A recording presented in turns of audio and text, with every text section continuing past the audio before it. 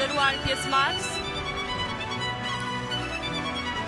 Për pak minuta do filloj me konferencën, ju lutem që të zini vendet tuaja.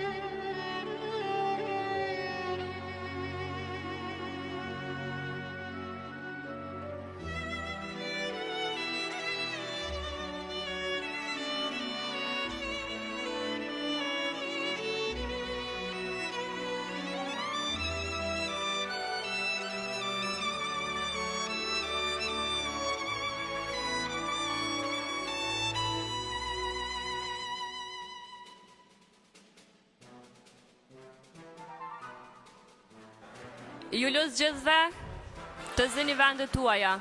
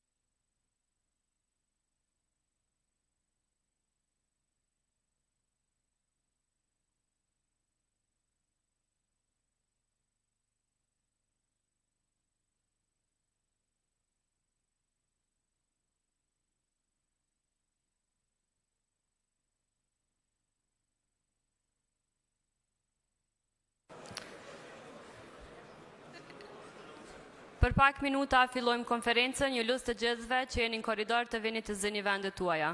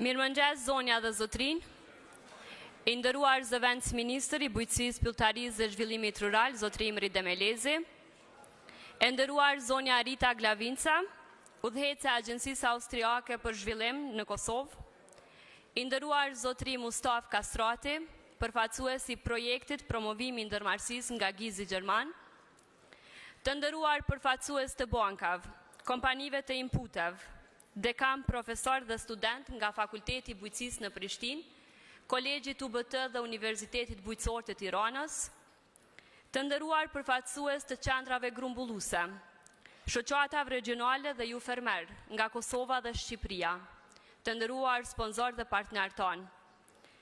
Mirë se vini në konferencën e 9 të sektorit të mjedrës në Kosovë.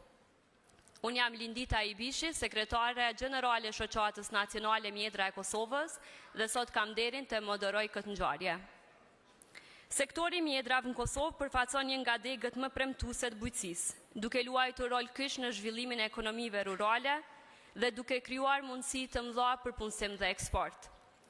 Ky sektor ka demonstruar një rritje të vazhdueshme viteve të fundit, duke e pozicionuar Kosovën si një aktor i rëndësishëm në prodhimin e mjedrave në rajon.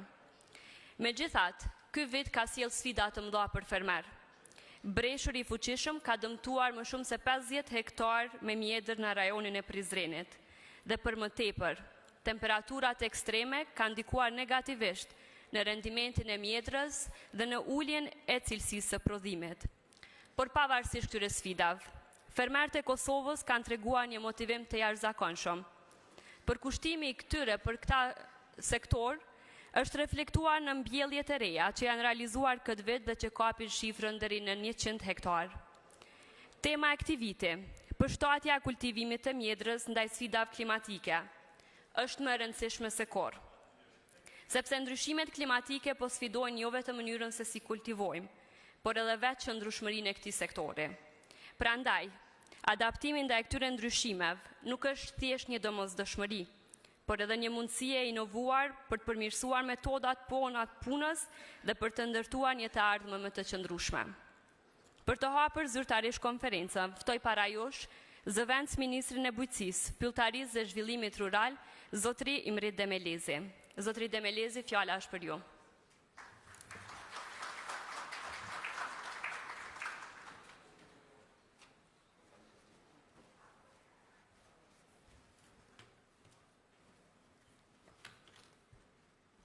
Faleminderit, Lindita.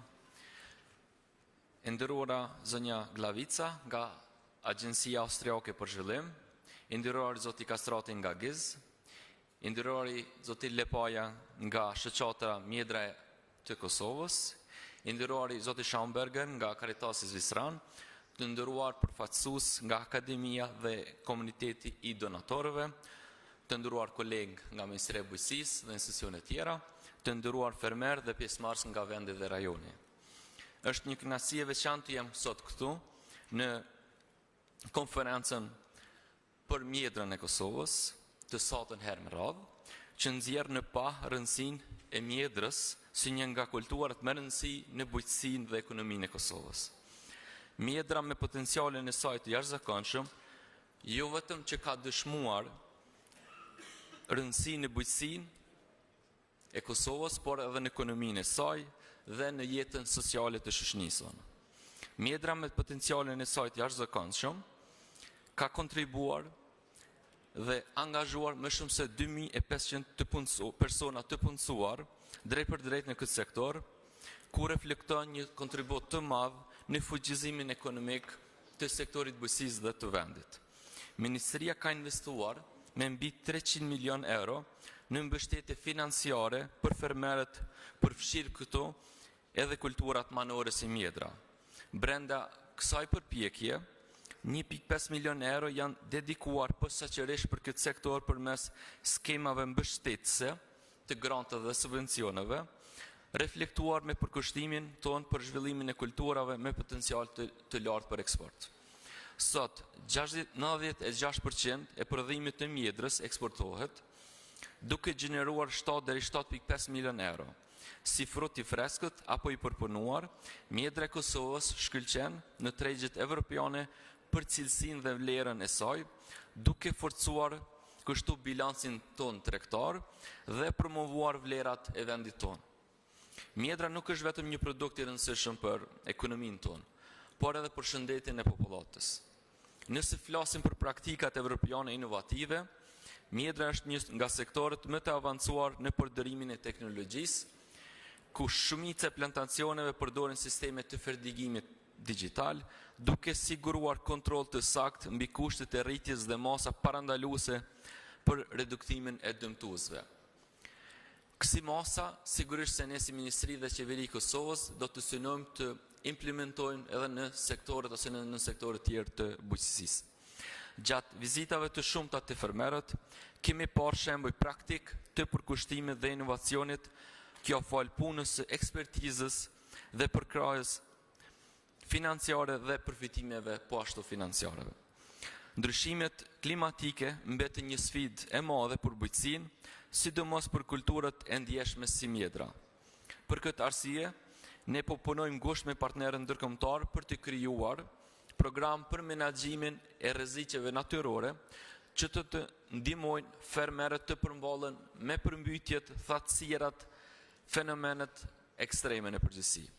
Në angazhimin drejt adresimit të sfidave klimatike gjithnjë në rritje, Ministria në partneritet me organizata ndërkombëtare u gjend pranë fermerëve pas përmbytjeve të 25 janarit të vitit 2023, duke ofruar ndihmë emergjente për mbi 250 fermerë nga 8 komuna.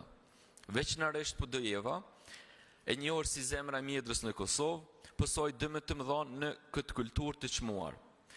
Mbështetja siguroi që fermerët të rrimë këmbën dhe të vazhdojnë të kultivojnë këtë frut që simbolizon punën e palodhur dhe potencialin e bujqësisë sonë. Në përpjekje për të ndërtuar ura të reja bashkëpunimit ndërkombëtar dhe për të përmirësuar mundësinë për fermerët tonë, kemi arritur një rritje mbreslënëse prej 184% në përkrahjen me partneritete ndërkombëtare. Së shpejti kjo traditë do të pasërohet më tej përmes një marrëveshje të re me Ministrinë e Bujqësisë së Italisë dhe Industrinë Bujqësore Italiane, që do të sjellë investime strategjike dhe teknologji të avancuar në këtë sektor. Falenderoj shoqatën Mjedre e Kosovës për angazhimin e saj të vazhdueshëm dhe rolin kyç në përfaqësimin e zinxhirit të vlerës nga prodhuesit deri te eksportuesit. Kontributi juaj si shoqatë ndër më profesionalet ka qenë jetek për ndërtimin e një sektorit të qëndrueshëm. Bashkëpunimi dhe këshillat tuaja kanë ndihmuar që politika dhe programet e ministrisë të jenë më afër nevojave të fermerëve. Do ta përmbyll fjalimin një thënie frymëzuese të nutricionistit amerikan Dr. Andrew Weil, i cili ka thënë: "Një grush mjedrash përmban një pasuri të vërtet ushqimore." Ky është një mesazh që na kujton rëndësinë për të kultivuar dhe investuar në produkte të tilla që sjellin përfitime për shëndetin, ashtu edhe për zhvillimin ekonomik të vendit tonë. Ju faleminderit.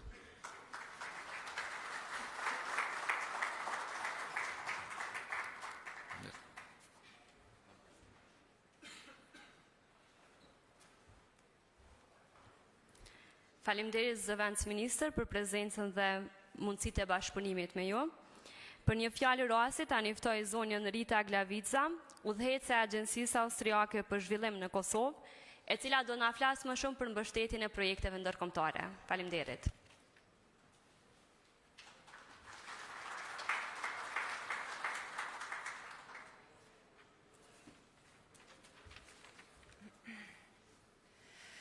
Honourable Deputy Minister of Agriculture and Rural Development, Mr. De Melesi, dear Mr. Lepaya, Director of Kosovo Raspberry Association, distinguished guests, ladies and gentlemen.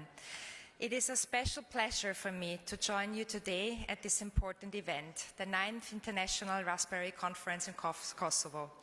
Looking around this room and seeing such a diverse group of stakeholders, representatives from the Ministry of Agriculture, hardworking farmers, agribusiness leaders, agronomists, international donors, and experts from across Europe, it is clear how vital this sector is for Kosovo's development. Your hard work and dedication have made the raspberry sector a significant pillar of agriculture and rural livelihoods in Kosovo. As the new head of the Austrian Development Agency office in Kosovo, I have had the privilege of witnessing firsthand resilience, determination, and successes of Kosovo's agriculture and rural development.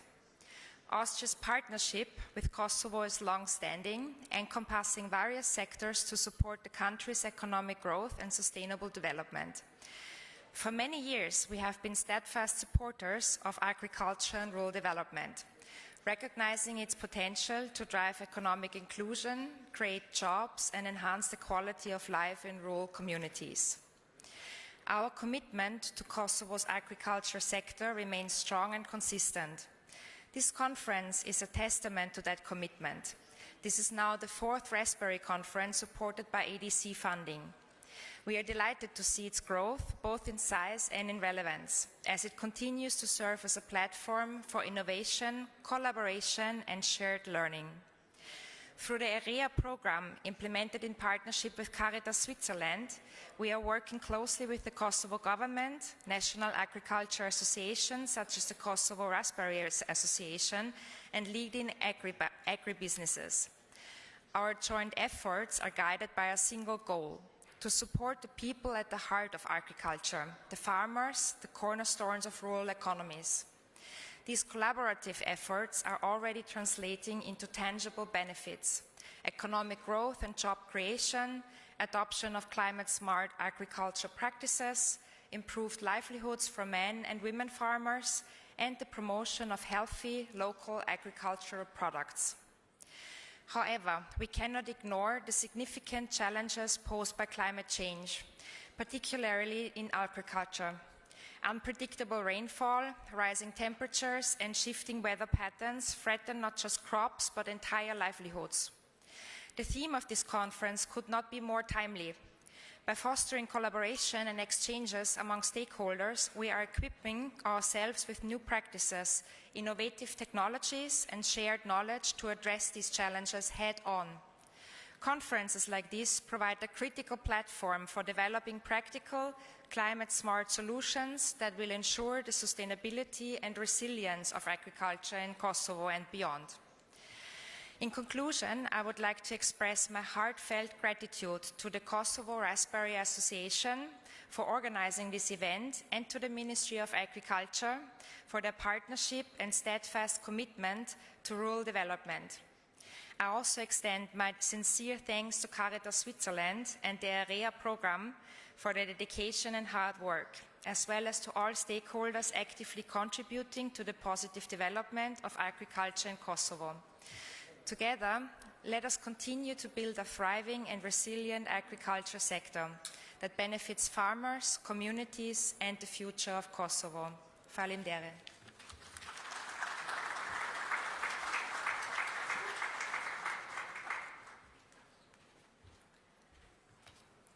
Thank you, Mrs. Glavica, for your speech and your support. Tani vazhdojmë me një fjalë rasti nga zotri Mustaf Kastrati, përfaqësuesi projektit Promovimi i Ndërmarrësisë nga Gizi Gjerman.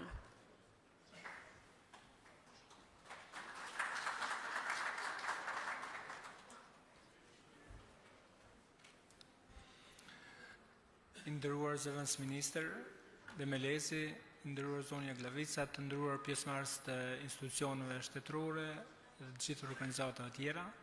Është kënaqësi dhe nder për ne që të jemi prezent në konferencën e 9 të mjedres, kryesisht me tema të ndryshme të cilat e përcillen sfidat e sektorit dhe puna palodhshme e farmerëve dhe shoqatës mjedra kanë kriju një mundësi edhe na japin ne si organizata që 15 vitet të fundit mburremi që të kem partner shoqat tillë, duke marrë parasysh sfidat si në fillim të krijimit të stabilizimit të shoqatës, pastaj si produkt i ri me sfidat cilat janë përcjellë gjatë kultivimit. Dhe gjitha këto rezultate, sot vlerat cilat më herët zëvendës ministri përmendi tregojnë një element shumë të mirë dhe japin motivim për farmerë të ri, cilat krijojnë hyra, krijojnë vende pune dhe krijojnë perspektivë në zonat thellat rurale. Në kuadër të projektit GIZ, ne do të mundohemi që në 4 vitet e ardhshme në bashkëpunim me Ministrinë e Bujqësisë, natyrisht me koordinim me organizata tjera dhe shoqatat sektoriale, që të mbështesim sektor të ndryshëm, kryesisht me masa duke fokusuar në zhvillimin e zonave të thella rurale, cilat edhe mjedra, produkte tjera kanë një perspektivë dhe do të mundohemi që në koordinim me institucionet vendore të krijojmë programe tilla mbështetëse, cilat do t'i japin mundësi që të intervenohet në zinxhirin e vlerës së ndryshme në produktet e caktuara. Prandaj në kuadër të projektit GIZ-it ne do të startojmë nga viti i ardhshëm të mbështesim me grante të vogla, të mesme dhe me grante më të mëdha, farmerë të ndryshëm, shoqate të ndryshme do të jenë partnere tona kryesore si çdo herë dhe do të mundohemi që perspektivat dhe sfidat e ndryshme që ballafaqohet sektorit, siç është mjedra në këtë rast edhe pemë të emta në përgjithësi, t'i adresojmë në vendin caktuar. Kështu ju përgëzoj për këtë konferencë dhe faleminderit që edhe uroj që të kemi një bashkëpunim në vitet e ardhshme, bashkëpunim më të thellë dhe të japin një orientim dhe zhvillim ekonomik të vendit. Faleminderit.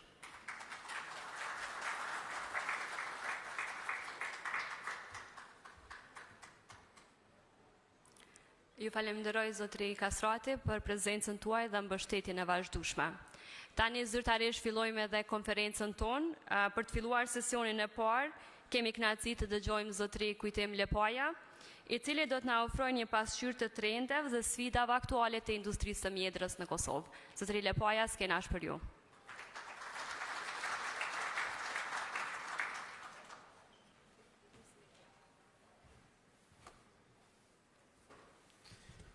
Përshëndetje për gjithë, edhe njerë mirë se vini në konferencën e 9 të mjedrës që është duke organizuar Shoqata Nacionale e Mjedrave, Mjedra e Kosovës. Mirë se vini në një prej eventeve më të mëdha në vendin tonë sa i përket bujqësisë e në konferencën më të madhe të mjedrës në Ballkan.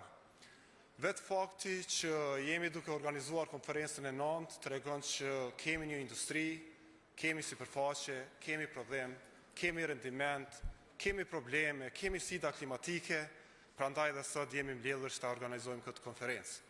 Sigurisht se viteve të kaluara edhe këtë vit do të flas për industrinë e mjedrës në Kosovë.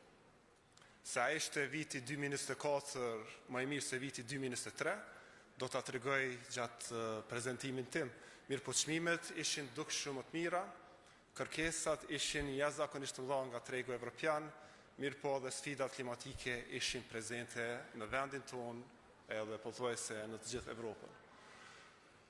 E lam nëntorin dhe filluam dhjetor, duke pas parasysh suksesin e mjedrës Kosovë, shumë fermer filluan që t'i përgatitin tokat e tyre, si për kultivim në mjedise të hapura e ashtu në mjedise të mbyllura.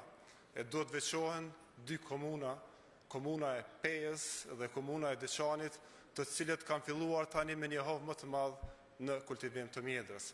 Dërsa po dje duke vazhduar ritmin e vjetër në përgatitje të tokës për mbjellje sipërfaqeve të reja. Pa marrë parasysh sfidave, ne këtë vit do të kemi të paktën 50 hektar të rinj të mbjellura me kultivim të mjedrës. Kosovë 15% sipërfaqeve i kemi me kultivar pranveror.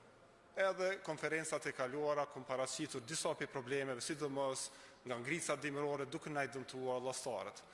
Mirë po, në përgjithësi mund të themi që ky vit ka qenë mjaft i mirë për kultivarët pranveror, për arsye se deri në fund qershorit kanë qenë kushte shumë të përshtatshme klimatike. Pra, ka pas rendimente mjaft mira, të kënaqshme dhe cilësi. Mirë po nuk ka qenë vetëm ky tregim. Për arsye se me 23 qershor, rajonin më cilësor që prodhon mjedër në Kosovë, që është Reçani në Prizren, ka kooperativa Red Gold, një prej më të organizuar në vend, godet një breshëri ashpër që shkakton dëme mjaft të mëdha në industrinë e mjedrës, ku një rajon që ka vjelur 300-400 ton mjedër, këtë vit ka qenë dikon rreth 10 ton. Problemi nuk ishte vetëm që kishim dëmë brenda aktiviti, për arsye se na u dëmtuar edhe llaftar të ri që u rriqin për vitin e ardhshëm për prodhim. Pra këtë vit humbur edhe gjysmë milioni euro nga kjo zonë, edhe 80 hektar nuk i patëm në prodhim. Këto pamje që i kam realizuar para disa viteve në këtë rajon, këtë vit nuk ishin, por nuk do t'i kemi as vitin e ardhshëm, duke i pasur parasysh sfidën e breshit që kemi pasur. Po dal edhe pe bëj një krahasim me një breshër të rënd që ka rënë në komunën e Prishtinës në fshatin të Nezhdol në vitin 2022, me 21 qershor, edhe ka qenë breshër mjaft i rënd. Po për fat, një pjesë e pemishtës godet breshëri, ndërsa pjesa tjetër nuk e godet. Edhe ne me njerë e bëm një hulumtim, e këto dhëna i kom paraqitur vitin e kaluar në konferencën ekskluzive për mjedër në Amerikë, edhe kemi parë që ka pasur një rikuperim. Dhe të thonë, 44.40% është rikuperu prodhimi. Ku po du me dalë me këta është që ato zona që ka goditje të vazhdueshme të breshërit, sidomos që kanë kultivar pranveror, atë rekomandohet ose të ngritë sistemi këtë breshërit, ose të ndrohet kultivari nga kultivari pranveror në kultivar vjeshtor. Që këtë vit, edhe në lartësim vitetare, kemi pasur mjaft sukses, sidomos në Dragash, me kultivar të vjeshtor, ku kemi marrë rendimente të larta dhe pothuajse deri në fund të shtatorit. Sa i përket kultivarëve vjeshtor, parashikimi për këtë vit ka qenë i jashtëzakonshëm. Thonë, çdo gjë ka qenë rregull, fermerët kanë qenë përkushtuar në punë, i kanë mbikëqyrë plantacionet e tyre, i kanë ujitur, mbrojtur edhe plehruar. Kemi hyrë më herët në fridhënie. Pra kjo është gjendja çfarë ka qenë në fillim të qershorit. Me të vërtetë kemi pritur që kemi me pas rendimente rekorde. Mirë po ndodhi e kundërta.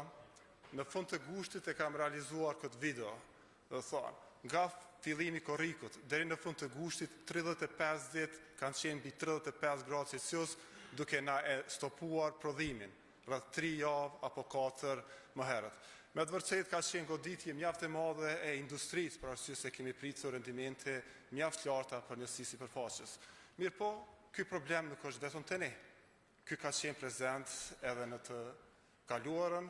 E unë dua t'ja sjell një shembull nga Shtetet Bashkuara të Amerikës, nga rajoni ku kultivohet mjedra në mënyrën pothuajse të njëjtë si te ne në Kosovë, që në vitin 2021 ka pasur rendiment rreth 30% më pak me 20 milion euro humbje. Ndërsa te ne në Kosovë kemi pas rënje të prodhimit edhe parashihet që humbjet nga izeti kanë qenë rreth 2 milion euro. Por nëse krahasojmë me vitin 2023, ku patëm një sfidë tjetër klimatike, ku rreshjet na dëmtuan rreth 200 hektar, atëherë mund të themi që viti 2024 është vit më i suksesshëm se sa viti 2023, sepse na nuk u dëmtuam në hektar, na u dëmtuam vetëm rendiment dhe shpresojmë që nga viti i ardhshëm pemishtet të rikthehen aty në rendimentet të larta që jemi mësuar të kemi. I tregova këto sfida klimatike që na kanë prekur jo vetëm neve si kulturë e mjedrës, por dhe kultura tjera bujqësore. Mirë po kemi pasur edhe shumë raste suksesshme, shumë rajone suksesshme, siç është Mramori, Grashtisa e Prishtinës, Zapluzha, Vlaçi, Dragashit, Radasi, Pejës apo Lupçi i Podujevës, të cilët me suksesin e tyre kanë frymëzuar edhe shumë të tjerë që të fillojnë me kultivim të mjedrës. Ende se kemi bërë 10 vjet si shoqat, mirë po kemi qenë atraktive për disa kompani evropiane që kemi nënshkruar disa kontrata për testimin e produkteve të tyre. Pra kemi testuar për kompani të ndryshme, për kompaninë B+S Gjerman dhe kompaninë Adriatika italiane, pra për mjedër edhe për baronis. Kemi testuar biostimulant që kanë me të vërtet në eksperimentet tona kanë treguar rezultate shumë të mira, sidomos në këto kushte, që rezultatet do të prezentohen më vonë nga kolegja ime Verina dhe Gregori sa i përket kompanisë B+H. Duke par parasysh problematikën që kemi pasur, atëherë donator si Caritasja, USAID e Gizi gjithmonë na mbështesin, edhe ne filluam me njëherë të ngrisim disa pilot projekte, që të përgatisemi rastësisht nëse na vinë sfida tjera, edhe të shohim rezultatet vitin e ardhshëm nëse ka temperatura të larta. Pra kemi instaluar sistem të ujitjes për uljen e temperaturës së ajrit. Edhe vitin e ardhshëm do të angazhojmë agronom për të marrë dhëna se sa do të ketë efekt në ngritjen e cilësisë edhe mos rënien e rendimentit. Gjithashtu, gjatë vitit kam vizituar industrinë e mjedres në Itali, ku kompania Gjiberis, respektivisht Alessandro që do të flet pas meje, më ka ftuar dhe kam vizituar shumë teknologji të kultivimit, kultivar, fermer, edhe në sajt asaj vizite ne vitin 2025 do t'i testojmë 2 varietete të reja, Easy Star dhe Easy Rock, që janë për neve shumë të rëndësishme. Pra, për neve teknologjia më e rëndësishme është kur kultivari adaptohet në kushtet tona klimatike. Ne do të tentojmë edhe sa më shumë kultivar tjerë të sjellim, në mënyrë që në bazë të atyre rezultateve, në bazë atyre testimeve që do të bëjmë të fermerët lider, vazhdojmë me shpërndarjen e informatës. Pra, këto 2 varietete janë shumë përshtatshme edhe për tregën e freskët, edhe për mjediset mbrojtura, që prodhimi po hyn në maj e po vazhdon deri te ngricat e para dimrore, pra respektivisht deri në dhjetor. Është një prej kulturave të ralla që ka një tabelë se çka ka ndodhur që nga viti 2011 deri në vitin 2024 me kulturat e veta bujësore. Pra mjedra i ka këtu. Edhe deri para disa viteve kena pas me të vërtet një tabelë shumë të saktë. Për arsye se mbi 98% është eksportuar. Tashmë 30% e prodhimit po ngel në vend edhe po eksportohet në Shqipëri që po shumë vështirë që të argumentojmë. Mirë po, këto dhëna janë nga pikat grumbulluese, që si vjetë kemi pasur prodhim 2500 ton, fermeri ka dorëzuar mjedër në pikë grumbulluese me 2 € për kilogram, që vitin e kaluar ishte 1.4, është eksportuar me një mesatare 3.1 € për kilogram, kemi pasur dikon rreth eksport 7.5 milion, ndërsa me këtë 30% që ngelet në vend edhe në Shqipëri atëherë qarkullimi vjetor ka qenë rreth 10 milion euro. Kemi pasur shumë aktivitete të ndryshme që është shumë vështirë që të prezantohen gjitha ato. Pra, trajnime, standarde sigurisë ushqimore, publikime, mbi 43 emisione televizive kanë qenë nga televizionet tona që kanë treguar histori suksesit nga fermerët e mjedrës. Kjo tregon që është punuar në këtë drejtim edhe kemi pasur mjaft rezultat. Lobimi është një prej armëve tona të cilat dëshirojmë që t'i shfrytëzojmë ka shi Ministrisë Bujqësisë, për arsye se Ministria e Bujqësisë është lokomotiva e zhvillimit të bujqësisë në vendin tonë. Gradualisht kërkesat tona janë marrë parasysh.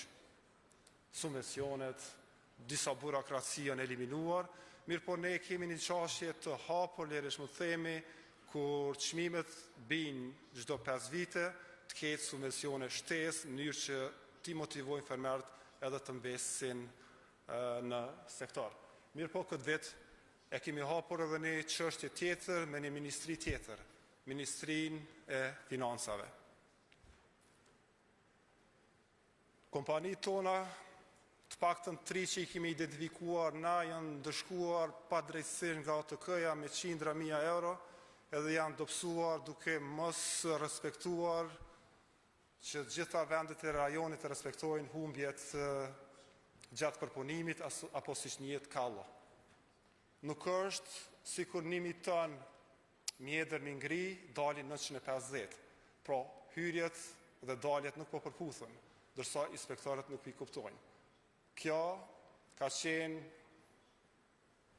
një prej sfidave tona, për arsye se ne nuk dëshirojmë që kompanitë apo pikat grumbulluese tona të jenë të dobësuara. Ne i dëshirojmë ato të jenë të fuqishme, ashtu siç i dëshirojmë edhe fermerët. Prandaj jemi mbledhur 7 shoqata nacionale, të kulturave ndryshme, për të shtruar këtë problematikë dhe shpresojmë që ta zgjedhim edhe këtë dobësi që është në sektorin tonë. Aktivitet mjaft i rëndësishëm ka qenë java e mjedrës, ku kemi organizuar ditën e mjedrës, vizita në pemishtë e një vjeqare, e shumë vjeqare, në pikë grumbulluese, kemi bërë garat vjeljes e gara në pikturim. Zbritje për qytetarët e Kosovës për të blerë mjedër të freskët, por edhe donacione të shtëpia pleqve. Gjatë vitit na ka ndodhur edhe një fatkeqësi, ku në një pikë grumbulluese në fshatin Kërpime të Podujevës e ka plënë zjarri me rreth 300 ton mjedër të kontraktuar, që ka qenë një sprovë shumë e madhe për industrinë, për arsye se kjo pikë grumbulluese ka grumbulluar produktin e rreth 300 fermerëve dhe ka eksportuar çdo vit 4 apo 5 milion euro produkte tjera përveç mjedrës. Edhe kur kam shkuar me industrinë e kum pa panikën që ka qenë te fermerët, edhe kum pa se çfarë ndërlidhje kanë fermerët të pika grumbulluese, e kum pa edhe rreth 100 punëtorë sezonal që kanë qenë aty, që kanë punuar, që nuk e dishin të ardhmen. Mirë po valoni pandimin e askujt, për arsye se pika grumbulluese nuk ka qenë e siguruar brenda 100 dite e rikthen në gjendjen e mëparshme, i grumbullon rreth 200 ton dhe ja u kthen shpresën atyre fermerëve të cilët kanë dorëzuar mjedrën në pikën e tij. Prandaj këto raste që e përmenda më herët, Red Goldin apo Valonin, që kanë pas fatkeqësi atëherë ata të cilët ndihmojnë, është mirë që t'i kemi parasysh sepse kanë një industri mjaft të fuqishme për mbrapa. Aktivitet tjetër që e ndjekim ne si industri është panajiri. Përmes panajireve na kemi siguruar tregun.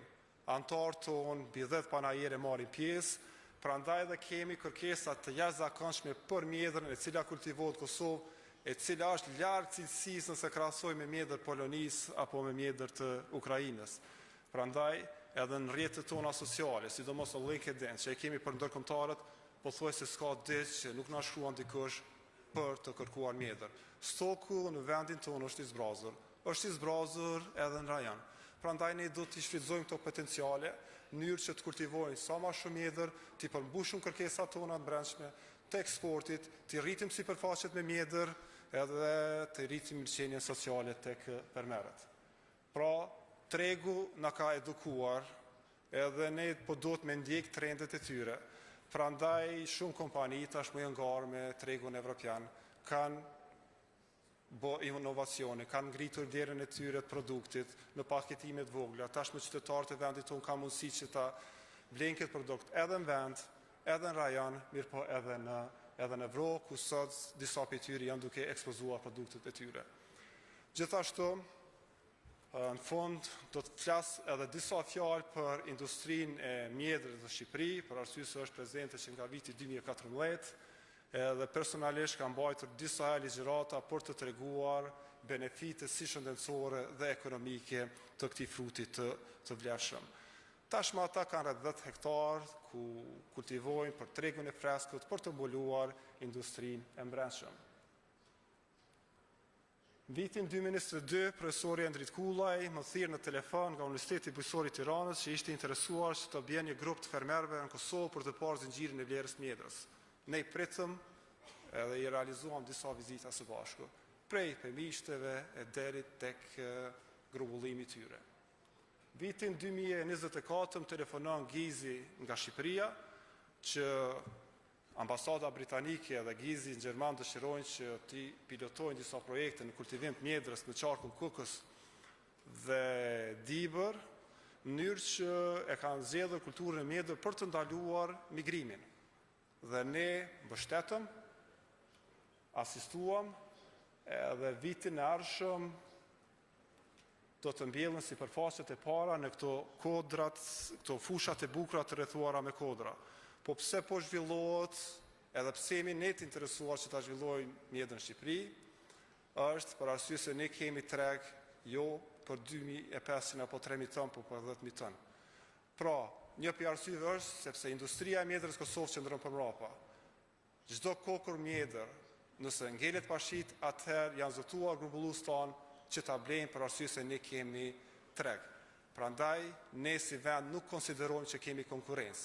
Pra ne e konsiderojmë që do të mbjellet mjedra sa më shumë që të prodhojmë edhe qytetarët e vendit tonë, Shqipëri e gjithë Evropa të konsumojnë produkte cilësore.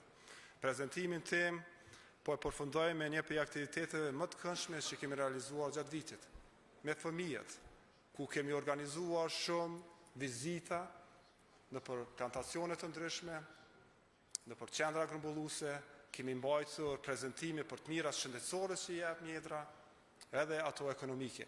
Edhe në këtë mënyrë ne mendojmë që ta zhvillojmë një industri të mjedrës, për arsye se këta fëmijë shumë shpejt do të rriten, disa prej tyre mund të jenë fermer, disa grumbullues, e disa që ta kenë në trezën e tyre çdo ditë mjedrën. Ju falenderoj gjithëve për prezencën dhe shpresoj që sot do të kaloni një ditë shumë të mirë në konferencën e 9 të mjedrës.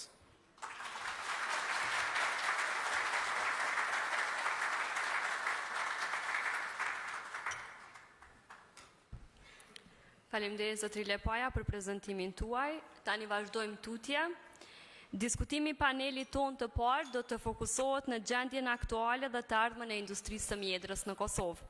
Panelistët tanë janë përfaqësues të kompanive vendore, të cilët do të diskutojnë për sfida dhe trendet e zhvillimit të këtij sektori në vend.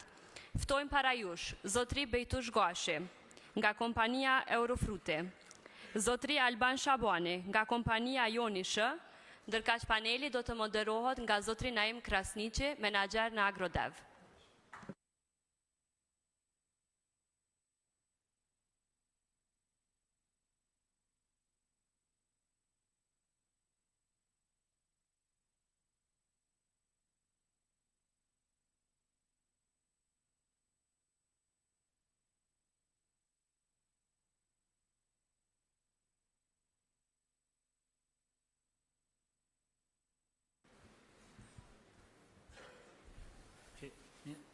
Përshëndetje të gjithëve. Ju uroj shumë sukses shoqatës në këtë konferencë, në konferencën e 8 me radhë. Pra unë do ta moderoj panelin e parë të kësaj konference me temë. Tema e këtij paneli është industria e mjedrës në Kosovë. Këtu bashkë me mua kemi dy përfaqësues, dy aktorë shumë të rëndësishëm sektorit mjedrës. Zotri Bejtush Gashi nga kompania Eurofruti në Mramor të Prishtinës dhe zotri Alban Shabani nga kompania Joni Sh nga Ballovci i Podujevës. Përshëndetje, faleminderit për pjesëmarrjen në këtë panel. Po filloj me ju zoti Gashi. Po flasëm për trendet e zhvillimit të mjedrës. Si është duke u zhvilluar sektori mjedrës në Kosovë dhe a ka kapacitete Kosova për të ndjekur trendet kryesore të kësaj industrie në Evropë? Përshëndetje për të gjithë praneshmit. Do të thënë trendet e zhvillimit të mjedrës në Kosovë, siç e kemi parë na, thotë Kosova ka kushte mjaft të mira klimatike. Kemi të organizuar skemat e grumbullimit të mira për të grumbulluar dhe është investuar shumë në këtë sektor për të ndjekur trendet e zhvillimit të mjedrës. Duke u nisur që pikat grumbulluese në Kosovë kanë bërë shumë në zhvillimin e këtij sektori, duke ndjekur apo duke sjellë prej fidaneve cilësore zhvillimin e standardeve sigurisë, Global Gap, zhvillimin e standardeve sigurisë në përpunim të produkteve, në trajnimin e fermerëve, në edhe të tjera. Faleminderit, po vazhdoj me ju zoti Shabani. Atë flasëm për rëndësinë e eksporteve, dim që mjedra në një përqindje të konsiderueshme eksportohet. Cilat janë tregjet më premtuese për eksportin e mjedrës kosovare dhe si mund sigurohet një avantazh konkurrues për mjedrën kosovare në tregjet ndërkombëtare? Faleminderit. Ju përshëndes gjithëve për kohën dhe është kënaqësi kur e shoh këtë numër kaq të madh pjesëmarrëve do të thotë po mbahet konferenca e 9 e mjedrës dhe numri se cilën konferencë veç po rritet. Kjo tregon për rëndësinë e sektorit edhe tregon për organizimin se sa është i organizuar sektori i mjedrës në Kosovë. E dim na që mjedra e Kosovës eksportohet e gjitha, do të thotë kohën e fundit është trend që një pjesë po mbetet, po ngelet edhe për tregun vendor, sepse konsumatori ka fillu të rritet dhe interesi për konsum të mjedrës ka fillu të rritet, kjo na e gëzon tej mase. Tregjet e eksportit kryesisht janë të Bashkimit Evropian, mirë po është një trend në rritje të kërkesës tregje tjera si tregjet e Azis, pastaj Arabia Saudite, kjo tregon edhe për rëndësinë e promovimit të mjedrës në arenën ndërkombëtare, efekti panajireve, po ashtu mbi të gjitha tregon edhe për kualitetin e mjedrës, sepse mjedra e Kosovës është jashtëzakonisht cilësore dhe si rezultat i kësajna është jashtëzakonisht e kërkuar. E dim që Kosova përballet me një deficit të madh sa i përket importit produkteve dhe është jashtëzakonisht undina shumë i lumtur që bëj pjesë në një sektor që i kontribon uljes së deficitit, tu e ditë se ne të gjithë produktin e kena eksport, po ashtu kohën e fundit e përmeni edhe Zoti Gashi, kemi bërë investime të mëdha në qendrat grumbullimit dhe si rezultat i kësajna kemi filluar edhe të rrisim vlerën tutje të mjedrës dhe jena prezent edhe për retail, do të thotë me paketime të vogla për rrjetin e marketeve vendor, po ashtu edhe ndërkombëtar, dhe kjo tregon për një potencial të madh, jashtëzakonisht të madh të eksporteve dhe tregon për një trend gjithmonë rritje të kërkesës nga vende të tjera dhe kjo na bën neve shumë krenar. Nga kjo konferencë dëshiroj të dërgoj edhe një mesazh tek gjithë aktorët institucional këtij vendit, konkretisht Ministria e Bujqësisë, të ullet dhe të rishqyqoj sektor grandët dhe subvencionet sa i përket kulturës të mjedrës. E dim se kemi pas projektet vogla me Caritasin, po ashtu edhe me donator tjerë dhe kanë dhënë shumë rezultat kur kemi intervenu në projektet vogla 20-30 ari që ka përfshis fidane dhe ka përfshis certifikim dhe jo të shkohet me projekte shumë të mëdha, të cilët kapin shifrën shumë të mëdha dhe rezultati po është jashtëzakonisht i vogël. E dina pi provoje në kompani fermer të cilët kanë investuar në 1000 euro në traktore, 1000 euro në rrethoj, ndërsa kur ka ardhur punët e fidaneve nuk ka investuar në fidane cilësore dhe si rezultati i kësajna ka pas edhe dështim. Nuk dëshiroj të zgjas më shumë sa i përket kësaj teme, dëshiroj t'ju falenderoj dhe dëshiroj të çoj edhe një herë një mesazh të institucioneve të kontribojnë dhe të rishikojnë politikat e grandëve subvencione sa i përket kulturës mjedrës, tu e ditë se është potencial jashtëzakonisht i madh i eksportit. Faleminderit shumë Alban. Unë kisha dashur me plotësu dhe pak Albani ashtu në të e pa dhe për gjitha sektore, pasi që na po jem vazhdimisht duke përcjell grumbullimin edhe të i pa për shembull edhe sektore tjera. Edhe kur marrim një krahasim për shembull dhe bëjmë sektoret mollës, arrës, produkte të tjera që është investuar shumë edhe në ato sektore, edhe bëjmë një krahasim me mjedrën sa është investuar në sektorin e mjedrës. Me të vërtetë jemi një pjesë sektorëve më të mirë edhe më të fuqishme si në grumbullim, si në punësim, si në eksport dhe shitjet në vend. Edhe ja vlen që të shtyhet të përkrahas si për Ministrisë Bujqësisë, si për organizata, si për donatorëve të tjerë, edhe të bëhet sa më shumë mbjellje të reja dhe të investohet në këtë sektor. Po, a mujna me vazhdu me ju, Zoti Gashi, për mundësit për fermerët e mjedrës? Çfarë roli mund të luajnë pikat grumbulluese në përmirësimin e prodhimit edhe cilësisë të produkteve për fermerët? Po, pikat grumbulluese ne dim gjithë që kanë qenë roli kyç do të prej fillimit, do të prej startimit të parë të mjedrave edhe këtë sektor mund të them lëshëm që fillimisht e kanë nisën të pikat grumbulluese.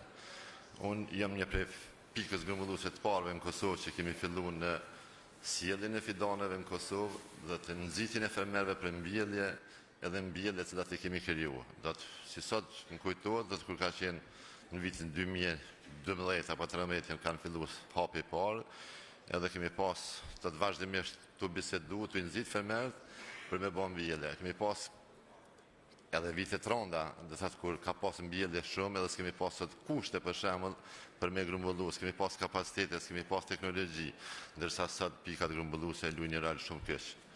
Thëtë janë të pajisur me teknologjitë më të përsosura, si në grumbullim, si në ngrirje, si në procesim, janë të gatshme për eksport. A keni agronom të angazhuar të kompanisë që mujnë mjë ndihmu fermerëve për me përmirësu cilësinë? Shumica e kompanive të cilat mirë me grumbullimin, do të kanë pas agronomt, disa kanë pas përkrahur prej shoqatës, disa për organizata ndryshme, po sot edhe kompania ju më ka agronom të vetë cili ju rrin afër fermerëve. Edhe vazhdimisht ka me qenë të shtym të prodhues për me bë prodhim kvaliteti. Zoti Shabani, po flasëm pak për mbështetjen edhe bashkëpunimet që i keni pas me fermer.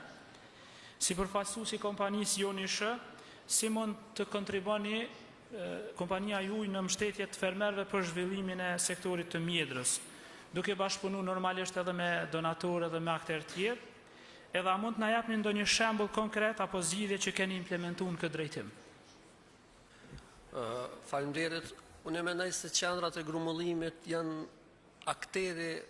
njëri prej aktorëve kryesor në krejt organizimin e prodhimit të mjedrës, sepse prodhimi i mjedrës, mbjellja, prodhimi, pastaj grumullimi dhe deri te shitja është një zinxhir i tërë i cili duhet funksionojë nëse krejt hallkat janë të lidhur.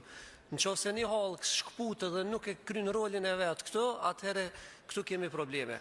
Qendra e grumbullimit është njëri prej aktorëve kryesor në mbarvajtjen e organizimin i krejt këtij zinxhirit. Si rezultat i kësaj në natyr nga viti 2020 kemi filluar me masa stimuj për fermerët dhe disa prej tyre janë rreth 80 fermerë kena mbështet. Këtu e falenderoj edhe komunën e Podujeves me sistem të ujitjes. Komuna e Podujeves i ka mbështet me fidane, do të thotë janë rreth 80 fermerë të cilët janë aktiv edhe sot. Pastaj na si kompani kemi bërë marrëveshje me bankën BKT në këtë rast, Bankën Kombëtare Tregtare, ku ju kemi pagu interesin e kredive krejt fermerëve të cilët kanë marrë kredi për mbjellje të plantacioneve të reja.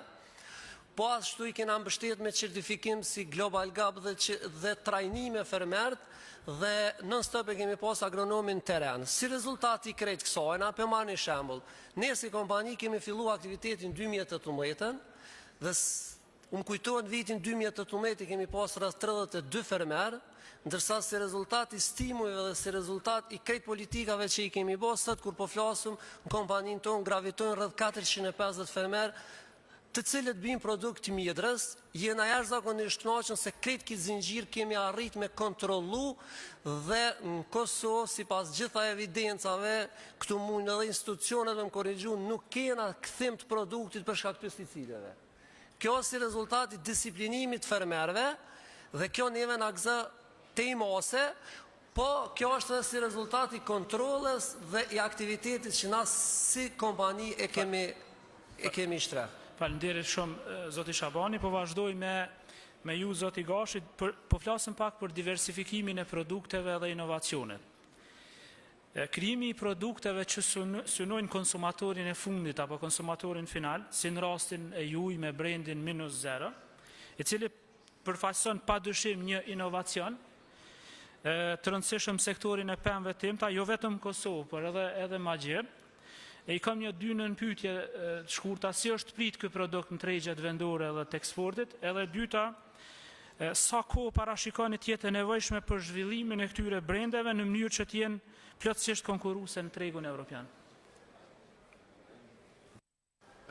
Duke parë do të që është një konkurrencë do të në teren edhe fillohet për vendeve ndryshme të eksportuar do të në Evropë, në Azi, ku përmeni Albani, të dërimi tash është eksportu produkti do të si i pa pregaditën 2 kg apo 10 kg, dhe të e po që porritit vazhdimisht konkurrencë edhe prej vendeve të regionit, ne kemi dash me ngrit me ashtu vlerën të produktit edhe kemi shku me brendin e ri -0. Të është produkti i parë në Kosovë, cili prodhohet me pej prodhimeve vendore edhe me brend të Kosovës. përmes kësaj kemi dashur me zaventu edhe me hiq për vitrinave të marketeve produktet cilat vijnë për importit, me zvoglu importin edhe të kemi produktet tona vendore cilat i prodhojmë, ku e ceki Albani ma herët që ta janë një prej produkte më të shëndetshme, pak kur farmbetit pesticideve, cilat na i bojmë analizat e tyre në disa laboratore jashtë Kosovës. Na mendojmë që ky produkt është ende na kemi vetëm 8 muaj që kemi filluar të moshtrinë në Kosovë me në rrjetin e marketeve dhe është prit jashtëzakonisht mirë. Unë muj mi falendëru një pjesë të rrjetit marketeve që e kanë pa që është prodhim vendor edhe kanë dash pa hamendje me marrë dhe me fut në rrjetin e tyre. Është prit jashtëzakonisht mirë, për konsumatorëve është duke u prit mirë. Tash ditëve të fundit kemi pas një kompani italiane i cili veç faktikisht jem bisedime me ta që kanë shprehë vullnetin me marrë për rrjetin e marketeve të Evropës si Lidl, Migros e të tjera. Mendoj që përmes kësaj dhe përmes këtyre paketimeve na mujna mjashtu vlerën produkteve edhe në qoftë se arrim na mu fut në rrjetin e marketeve të Evropës, besoj që për prodhimin e Kosovës nuk kena me qenë shumë varën se çka sjell konkurenca onash. Faleminderit shumë. E njëjta pyetje vlen edhe për ju, zoti Shabani. E dim që keni tash brendin e ri J Frost, që përfaqëson normalisht një inovacion edhe jo vetëm për sektorin edhe për Kosovën, po edhe për Magjer. Pyetja është e njëjtë, si është prit ky produkt? Edhe tash i kisha ftuar të gjithë që përveç shtandeve tjera, domethënë të dy kompanit janë me shtanë këtu edhe mund t'i vizitoni, domethënë ma vonë, edhe mund t'i shikoni këto produkte. Pra si është prit ky produkt edhe si e shet i zhvillimin e këtij brendi, domethënë në periudhë, në çfarë periudhe mund të më zhvillu ky brend? Po, brendi i jonë J Frost tash është në prezencë në rrjetin e marketeve. Më kujtohet në vitin 2021, në njërin për rrjeteve të markete, më interesoj, të e di që e grumbulloj mjedrë, më interesoj një paketim 450 gram, shumë kujtohet i njënit për i brendeve të huja të mjedrës, edhe rasisht e vrejta që mbushësve të ati brendit, ne i kemi furnizu me mjedrë 10 kg, shrefuz. Do të thotë ne e kemi dërgu refuz, e kemi shit, pastaj ata e kanë ripaketu edhe orën e kanë shit neve pram tregun. Kjo ka qenë njëna prej shtysave për me fillu me investu që konsumatorit Kosovës t'ja dhojmë një brand edhe t'ja dhojmë një produkt i cili është pur i këtij vendi. Do të thotë pe tokës këtij vendi, në grumbullim, pastaj në përpunim, mbushje deri te konsumatori final. Jam jashtëzakonisht i lumtur se sa mirë është prit ky brand, do të thotë si do edhe brendi i Minozero, po ashtu edhe brendi J Frost është prit shumë mirë pe konsumatorit dhe për këtë falenderoj konsumatorin jashtëzakonisht shumë. Po ashtu i falenderoj edhe rrjetet e marketit që kanë pas disponim me prit, sepse kur e kemi prezantuar se është produkt joni e kanë prit. Mirë po, unë dëshiroj të ceki këtu një problem i cili mendoj që mundet mu zgjidh. Këtu duhet luaj rol edhe Ministria e Tregtisë, po ashtu ndoshta edhe me iniciativë të Ministrisë Bujqësisë. Rrjetet e marketeve ende kanë një politikë jo të mirë sa i përket prodhuesve vendor, të pas parasysh të listimin e përrafte, pastaj të pas parasysh edhe tek pagesat. Ne fatmirësisht 90% produkti tonë është eksport dhe nuk e kene fort problem, avanohet një pagesë, zvanohet një pagesë në rrjetin e marketeve tona, mirë po të e pas parasysh se kemi prodhues që e kanë tregun kryesor, veç tregun vendor, atëherë shumë vështirë me mbjetun nëse se ka një përkraje nga rrjeti i marketeve, dhe këtë mu e marr një shembull, për shembull, në momentin kur Ministria intervenoi te marrja e fitimit të naftës, atëherë konsumatori mor naftë ma lirë, sepse unë e mendoj se nëse s'kish pas një intervenim rregullimin e marrës, atëherë ne si konsumator kishim pagu naftë më shumë. Nëse Ministria ulet dhe me rrjetin e marketeve cakton një marrë më të lirë të fitimit të marketeve për prodhues vendor, atëherë unë e mendoj do të jetë shumë më e mirë. Po ashtu kena shembull si Kroacin, pastaj Maqedoninë, që kanë politika që i favorizojnë prodhues vendor në për rrjetin e marketeve, për shembull rastisa me qenë vizit Minhen dhe njënën prej lagjeve të minhenit ishte java e prodhuesve të asoj lagjes dhe në rrjetën markete kur shkojshe e pajshe një marketing më të sofistikum të aty në prodhuesve. Dhe mendoj që këtu shteti duhet filloj të krijoj politika, krijoj ekspert, tulën dhe diskutojnë për ta gjetur një modalitet me qëllim që prodhuesi vendor të jetë më i favorizuar se importi, po ashtu për shembull produkti importit dhe produkti vendor kur ta analizojsh del me çmim të njëjtë në raftet e marketeve, a normal produkti vendor që ne e furnizojnë në rrjetin e marketeve jashtëzakonisht më i lirë se produkti importit cilën e blejmë. Faleminderit shumë Alban. Për me përmbyll këtë pjesë, më me konstatu që sektori mjedrës është mjaft i suksesshëm pikërisht për faktin se është punuar komplet zinxhirin e vlerës, duke fillu prej materialit fidanor, mirëmbajtjes të pemishtes, trajnimin për vjelje, pas vjelje, grumbullim, përpunim, paketim e deri te produkti final që e kem fatin na mi pas sot në Kosovë, që është inovacion jo vetëm për neve edhe për rajonin. Ka fillu me mbështetje donatorëve, masane shoqata mjedra donatorë si USAID ka fillu në fillim, Gizi, Karitasi edhe donatorë tjerë, normalisht edhe Ministria ka dhënë një rol shumë të madh masane në fondet që i ka shtu vazhdimisht në sektorin e granteve dhe subvencioneve. Edhe normalisht që shoqata mjedra e Kosovës e ka luajtur rolin kryesor të koordinimit edhe të bashkërendimit të aktiviteteve, po pa partner strategjik si qendrat e grumbulluese, donatorët nesër shkojnë fermert qendrat grumbulluese i kanë deri të shtëpisë dhe do të më punu me qendrat grumbulluese. Ju falenderit shumë, edhe vazhdojmë tutje me konferencën.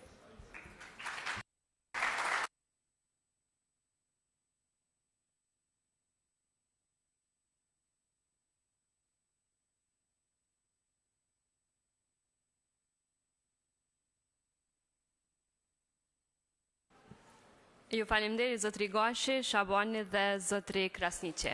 Vazhdojmë tutje me një prezantim tjetër.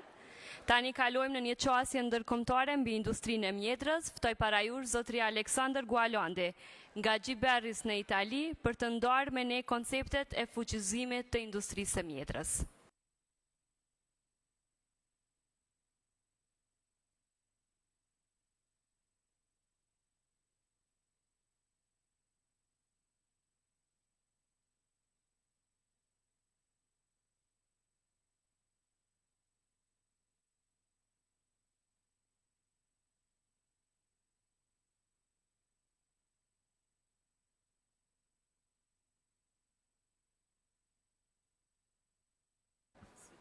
Okay.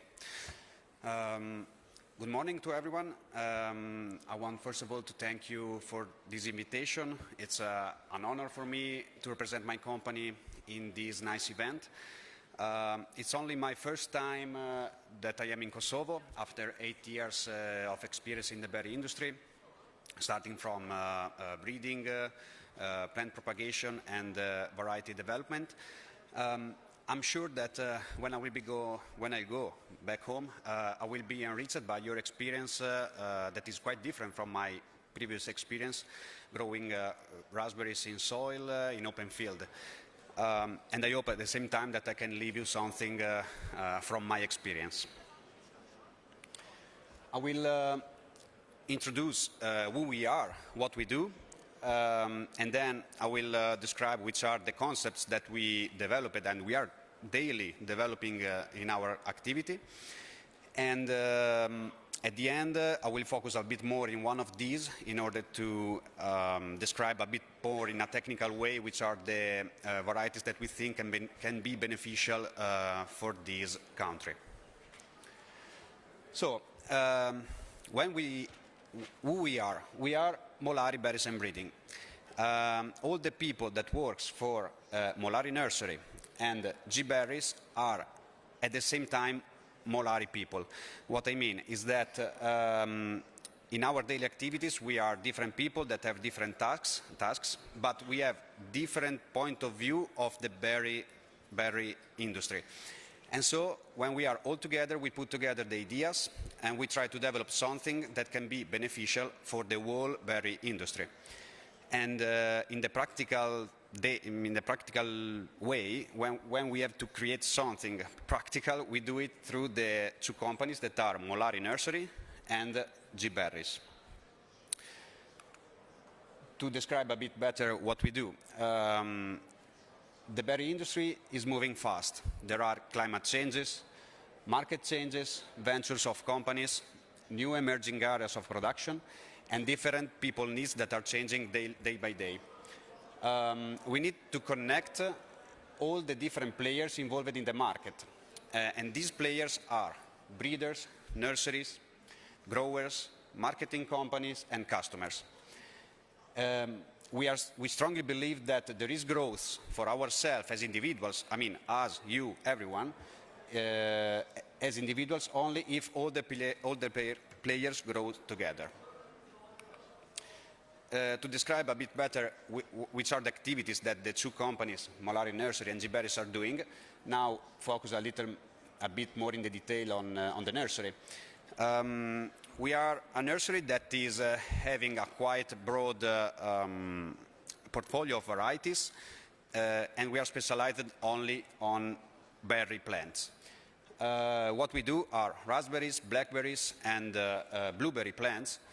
We do it propagating the traditional way regarding raspberries, and we propagate them in vitro when it's matter of blackberries and blueberries. We produce the product that our customer require. Our customers are going from small to big companies, and what we do is to serve them the variety in the moment that they need, in the format that they need. So there is also an aspect of consultancy that we have to apply every day with our customer. And then mjedres is the newest of the companies, of the two companies. Is born only 3 years ago. It inherited all the breeding program and activity that was already previously activated. It does IP management, variety scouting, and breeding. When I say IP management, I mean that there are sometimes third-party breeders that ask us to manage their varieties in some countries or sometimes even in the whole world. And of course, we do intellectual property management of our own varieties. We do then variety scouting. I mean that we have everyday contacts with people from every part of the world almost. And when we found that there is a good variety that we think and we believe can be useful for our customers, we try to catch it and manage it. And then we consider ourselves as a breeding platform. We have our direct breeding program active in Italy, but at the same time, we are having very strong collaboration with companies in Australia and in California. So in different climates, what we do is to send them our seeds from our crosses, the same crosses that we select in our country, but in this case they are going to be selected in different climates from different people that have different needs. So what will be selected will be something different from what we can select in our breeding program. What is good for them? It will stay in California and in Australia for them. What is good for us will be bring back in Europe and will be used together with our material as the basic material used in the GIL program. The GIL program is one of the concepts that we are developing strongly, together with the easy varieties, the Naique Blueberry Club, and the idea of the blackberries all year round. As mentioned at the beginning, we are studying daily the market of the berries, and let's say we synthesize some ideas, some concepts that we believe are the pillars of the needs of the market nowadays. Number one, it's important to guarantee a continuous availability of good fruits all year round to each category, raspberry, blackberry, and blueberries, if we want to have a full development of the market. And number two, a more sustainable and less impacting growing techniques is more and more requested, as well as a shorter distance from production place to consumption place. In order to answer to this necessity of the market, we developed the Naique Blueberry Club and the idea of the blackberry all year round. For the blueberries, we have found and we have scouted and found varieties that have been bred in a particular environment. They are bred in a very low chill environment, cultivated in soil, in open field, and so these grant the fact that the varieties are rustic, and then they must have firmness, taste and shelf life in order to serve at the best the market nowadays. And then, regarding the blackberry, the first important aspect that we want to focus on is the taste. There is such a big distance between, or difference between a bad-tasting blackberry variety and a good-tasting blackberry variety, that if we are able to raise the bar of the taste attributes of our varieties, I'm sure that we can explore a big growth in the blackberry category. But we need taste, and we need it all year round. In order to do this, Primocane and thornless varieties are fundamental. Primocane varieties can be very beneficial in order to extend the growing season in almost every place, growing area, from the traditional floricane season. Thornless because growers don't like the thorns. The thorns on blackberries are very aggressive, and so we don't want anything like this.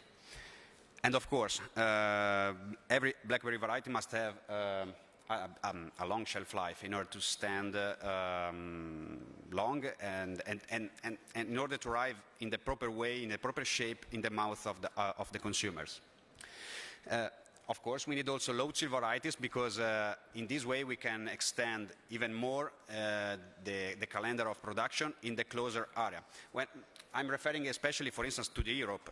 Normally we import blackberries in Europe from Mexico in winter time. We can avoid this if we are able to find Primocane varieties, good Primocane varieties, and low chill varieties to be grown in our southern areas in Europe. Then, pillar number 3.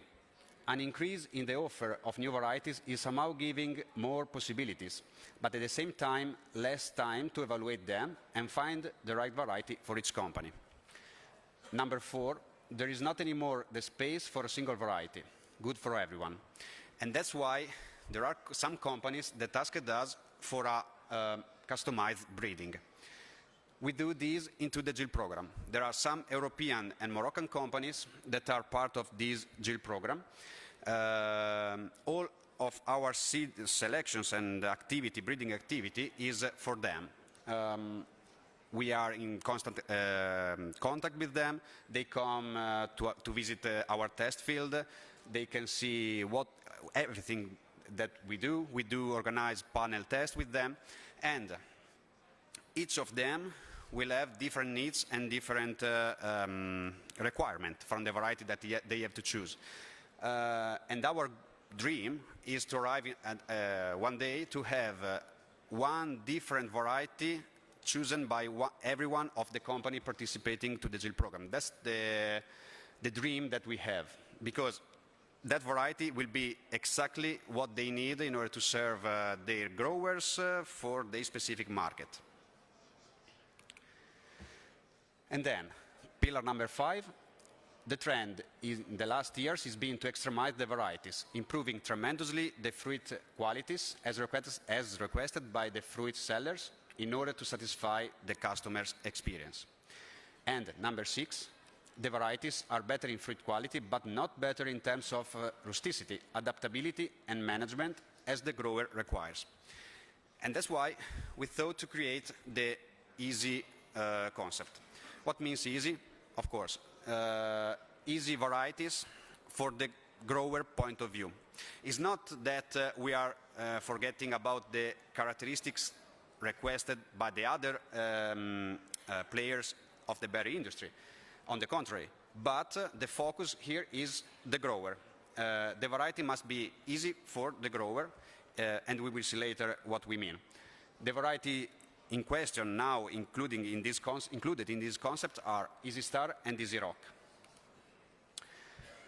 The easy varieties have been developed by a breeder that is, first of all, a grower in the north of Italy, in Verona area, where the summers are very hot and humid and the winter pretty cold. And the growers must face with a high labor cost. In order to answer to this specific threat of the market, the variety must be high yielding, easy to be picked, in order to reduce the cost of picking. That is the most important cost when we are talking about raspberries. And they must have a long shelf life, of course. We can see here in the two graphs the curve of production of these two varieties.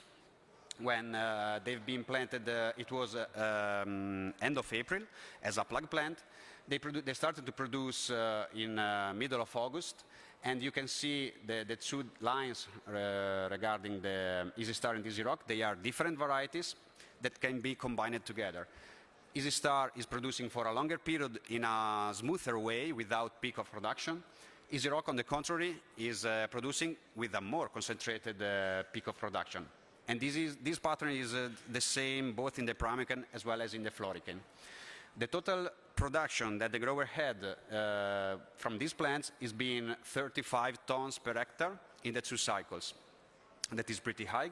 It's not the highest actually because the year before it's been even higher, but I mean these are the actual data of the autumn 23, spring 24, so the last one.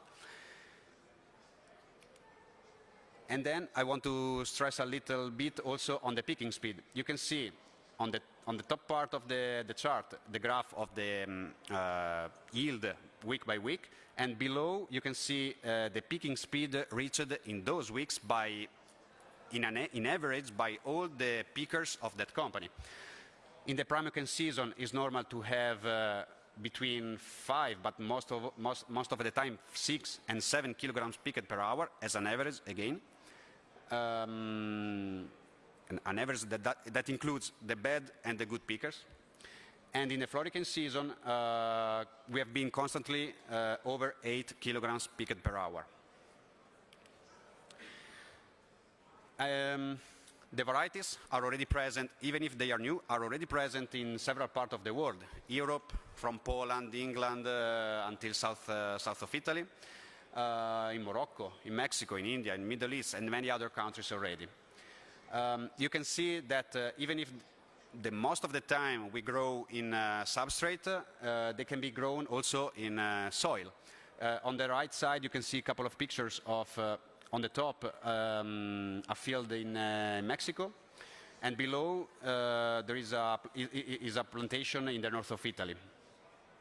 Then, if we look at the pictures on the left, I would like to show you a little bit the difference in the plant structure that there are between Easy Star and Easy Rock. Easy Star, on the left, is a variety that branches a lot, creates a lot of ramification, and each one of these will produce Primocane fruits. So it's a very high-yielding Primocane variety that is suitable for a low density of plantation.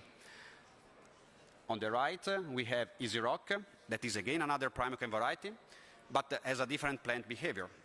Grows very straight and strong, produce in the top part of the plant approximately 1 kilogram of fruit per plant, and it will leave a very nice long cane that can be used for the Floricane season the year after. A bit more in detail about Easy Star. It's a very flexible variety. Can be grown in England, can be grown in Poland, or can be grown even for the winter production in Morocco and in Mexico, for instance. It's a variety that adapts very well to almost every techniques that you can imagine on raspberries. Primocane, Floricane, grow through, easy to be picked, of course. Early season variety with a long window of production, rustic and vigorous, and suitable for a low density of plantation, so low number of plants planted per hectare. Easy Rock instead is a typical double cropping variety that produce in the Primocane and in the Floricane, less suitable and less flexible compared to Easy Star, but on the contrary, it has a very high premium quality fruit. It's a is a premium fruit considered by many supermarkets already. It's a booming variety, so it's something that is happening really in this period. Many supermarkets are starting to request Easy Rock because of the quality of the fruit. It's suitable for a high density of plantation, and it is rustic and with a mid-season window of production. Well, this was my last slide. I hope it was not boring. If you have any questions now or later, I will be happy to answer you. Thank you.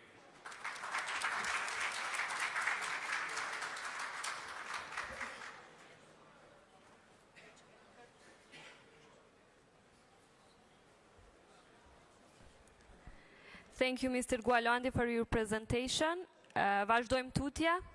Industria italiane është një shembull I shkëlqyer I inovacionit në kultivimin e mjedrave. Ftoj para jush zotri Paolo Zucchi nga Sant Orsola që do të bëjë një prezantim gjithëpërfshirës nga programet e seleksionimit deri tek mbështetja për fermerët.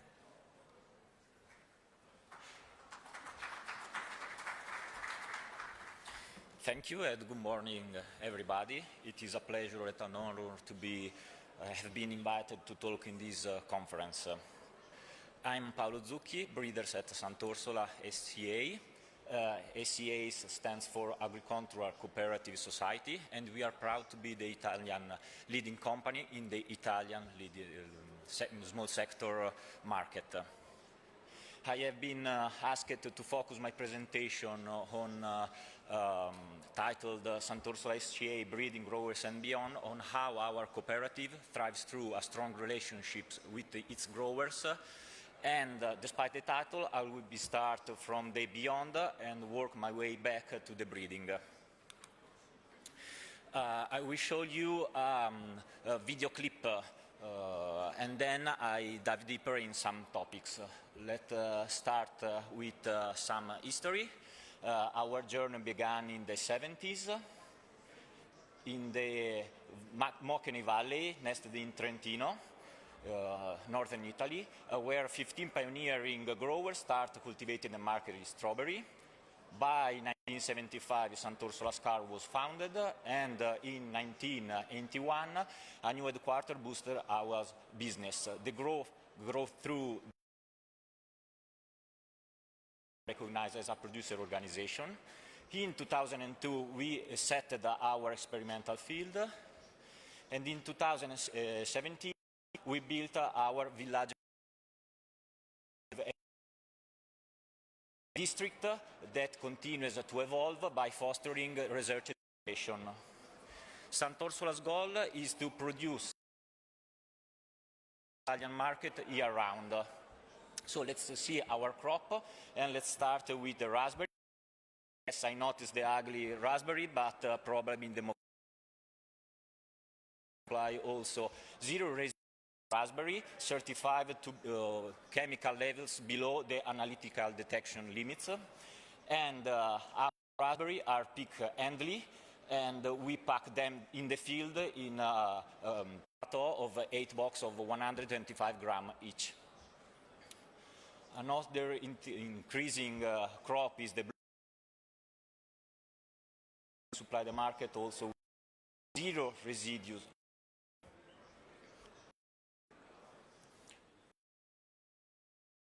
In blackberry, and soon in 2005 we are going to supply the market with zero residue blue. Strawberry are produced in the north for the summer market, but we are expanding in the south, and currant is interesting increasing crop, and there is room also for the white one. We keep on producing wild strawberry for the summer southern pastry shops, and we have also a bit of cherries for the summer market. The beating heart of Sant'Orsola, it's our growers. We account growers in several Italian regions, each with specific orographic and pedoclimatic conditions, and these make advantages and disadvantages. So we have to adapt the cultivation in the different areas. Those are fields, and you can see the different landscape. All our crop are harvested handily, and we produce raspberry, strawberry, and white strawberry 100% in substrates, while red currant is a soil-based variety produced only in the north due to the high chilling requirement. Blueberry and blackberry are 100% in substrate in the south, and the north depends on the soil conditions. Once picked, the fruits are delivered to the cooperative. They are on each batch is digitally recorded, and the data, also the one collected further on, are available for employees and growers. After the delivery, the fruits are immediately cooled in the fast cooling chambers, and from this moment on, the cold chain is kept until the delivery. Sant'Orsola features 157 cold chambers of various sizes. The smaller ones are suitable for long-term storages in controlled atmosphere. From each batches, we collect a sample that is quality checked, and this check determines the value that will be paid to our growers. Except for blueberry and cherries, because we have a specific grader machine that analyzes using optical sensor all a single fruits and sort them by quality and size. So the whole batch will be the sample. As you can see, cherries move to the machine in a water stream flow. Blueberries, at the opposite, do not use water. Retailers, year after year, are inquiring a diversification of the format. To keep our leading position on the market, we need to service and to comply with these services. So we do also multi-fruit formats with 2, 3, or even 4 different species. Typically, an order, a shipment is composed with several plateaux of different crops, as it is rare to have a full pallet of a single crop. And more than 95% of our shipments are processed, packed, shipped, and delivered on the same day. Ensure efficiency and freshness.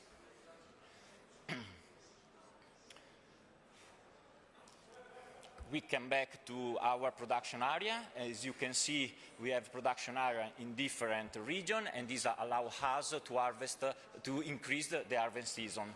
For example, on raspberry, we start in winter time in Sicily, then we move back to Calabria for early spring, then we move to Veneto and Trentino for the summer. We come back in Veneto and Calabria to the late autumn to ensure a year-round supply.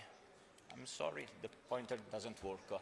As needed, we source from selected partners in several abroad countries like Europe, Morocco, the Americas, and since this year also South Africa.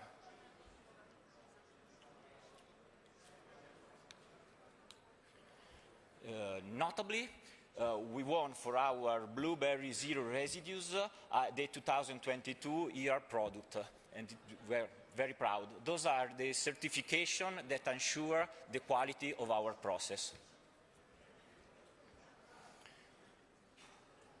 Sant'Orsola pioneered in Italy an industrial vision of the small fruits and their cultivation substrate. As a result, we faced new challenges that we tackled, increasing the supports we supplied and created for our associated growers.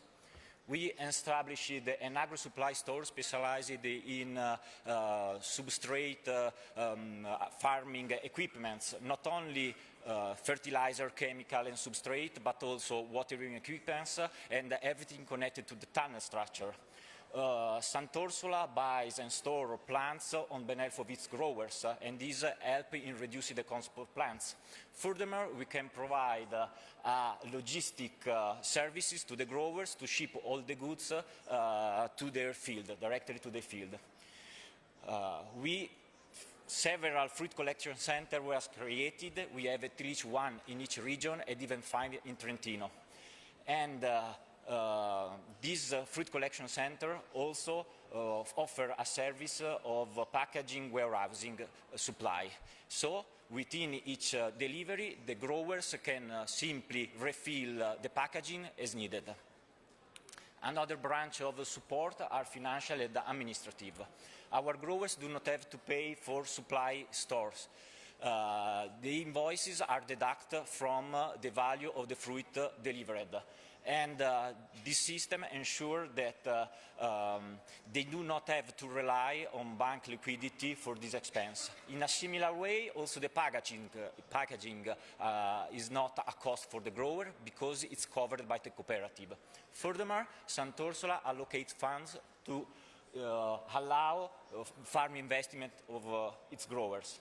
And there is a dedicated office that helps and supports our growers in fulfill the financial and administrative duties. Finally, there are services also connected to research and development. We have a team of 9 crop specialists and 1 pathologist that follow our growers during all the crops. And an internal laboratory supply analysis for water, substrate and fruits, and furthermore a tissue culture service for our raspberry breeding program. This program was set up in 2002 to tackle the lack of high quality primo cane variety. As you can see, we take great care of our growers, and this results in happy growers. Perhaps some of you are wondering whether a raspberry breeding program is truly a service for a grower. We can tackle it, have a closer look to our breeding program. Our mission is to breed and select florican and primocane variety that not only meets the expectation of Sant'Orsola's target market, but also fulfill the agronomical needs of our growers. From a business perspective, our goal is to maximize the net income, and we are aiming to achieve it in 2 ways. We are looking for the ultimate plant, and to do this we have obviously 2 business strategies. Maximize the incomes, obviously high yield are required, but we are also aiming to high quality, added value quality fruit traits. And on the opposite, to reduce the cost, we are targeting genotypes that require low need of agronomical input. We are focused on increase the picking speed, as told also Alessandro, because it's the most important cost for our growers, at least in Italy. And we are targeting plants that are resilient to environmental factors and pathogens and pests. The other side of the plants is the ultimate fruit type. We are going to maximize the income trying to find appealing fruit, a sexy fruit. While the light color is generally most appreciated, we must be connected to the target market. Fruit size obviously is very important because from one end, it attracts the consumer. On the other end, it increases the picking speed. And obviously, firmness and taste is important too. To reduce cost, we are trying to ensuring excellent shelf life and the chance to harvest every other day. Our actual standard is every day. Automation is of increasing interest, can be an opportunity, but in some of our region also a challenge. And all these goals we are aiming to achieve are linked to the principle to economic and environmental sustainability. The social one is directly, strictly, inherently inherent to our cooperative nature. I mentioned that we are looking for resilient plant, and in line with this, we are proud to be a member of an European research project, Breeding Value, that is pre-breeding strategies for obtaining new resilient and added value berries. The project addresses the berry breeding challenge brought on by climate change, environmental preservation, and the need of new cultivation system, as well as a high-quality produce. And to achieve these goals, they use advanced tools like genetic resources, genotyping, phenotyping, consumer science. So now we come back with more information and try to answer, is a breeding program truly a service for a grower? A breeding program can be costly, while testing material from others may be more affordable. So what is the advantage of our approach? Sant'Orsola comprehensive view of the entire production chain from nursery to consumer allow us to understand what is needed in each of the steps of the process. Furthermore, start the selection from the offspring in the same environment with the same agronomic practice as the growers, as only breeding programs can do, accelerate the process and the likelihood to reach your goal, so to satisfy your growers. So our breeding program, as our growers are doing, is 100% in substrate cultivation, under rain-shielded eye tunnels, with a plant density can vary between 60,000 plants to 12 plants per hectare, and the cycle lasts only one season. We transplant, we harvest, we throw everything away, and we start again. Furthermore, the growers can have access to test the material and be partner of the selection from early stage selection, but most commonly with advanced selection. We start generally with 1 growers, then we scale up to 4 and 5, and at this point we collected enough data to decide for a commercial release. During the years, this effort led us to release several floricane and primocane variety that are present in all the 5 continents. The dots are shifted, I don't know why. We are not selling raspberry in the ocean, and mainly they are the most amount is obviously in Europe, where Lagore Plus is a leading floricane variety, and Sant'Orsola manage the licenses directly. One of the last releases is Daphne. It's a primocane, a vigorous primocane variety that is suitable for the double cropping. The picture on the left is of a plant in the primocane cycle. As you can see, it generally produces 2 or 3 basal shoots very vigorous that helps in increasing the yield. And on the right side, you can see a floricane picture on the floricane cycle. Even if the plant height is short, the bud breaking is constantly good, and the fruiting laterals bear lots of fruits. I'm sorry, but generally pictures do not make the color true of the fruit. Is not so reddish. And the fruit has a broad conical shape, and the color is a deep, glossy red fruit. Very easy to pick and excellent taste. Reviewing some data, the table reports a 4-year average. As you can see, Daphne is in the center. The marketable yield is good, and the key trait remain the fruit rate, a very large fruit size, good firmness, and good qualitative trait. In the primocane cycle, the yield, those are graphs of yield curves. Daphne is in the center, the red one, and you can see is a medium to early variety. Next it comes SOU 012. It's still a code, but close to the patent stage.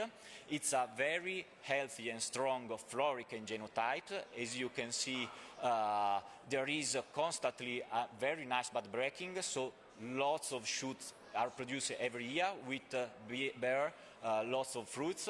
The leaf are smaller, and this helps in find spot the fruits on the plant, increasing the picking speed. The fruit is light red, and the shape is conical, constantly conical, very regular fruit, very, very easy to pick. Reviewing some data, the SOU is the last selection. The marketable yield is very, very high, and also the discard in the field is very low.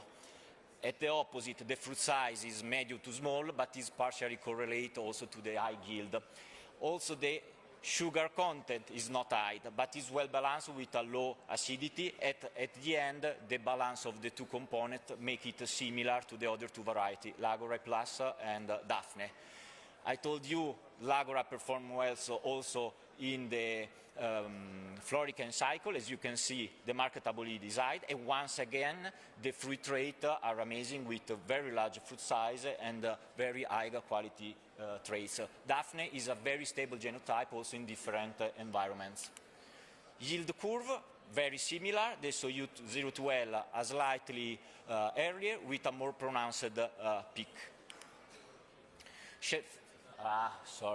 Once again, shelf life is a key selection factor, and this is a picture of some genotypes in different, after 18 days of cold storage. It's not our normal cold storage timing, but helps in underline, highlight differences. As you can see, there is the label, 2 boxes are the one of Daphne, the SOU.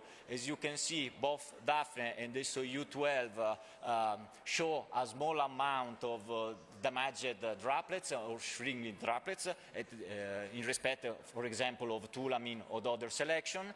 And Daphne stand out for the glossiness also during the shelf life, while the 012, even if it's slightly made, is still clear.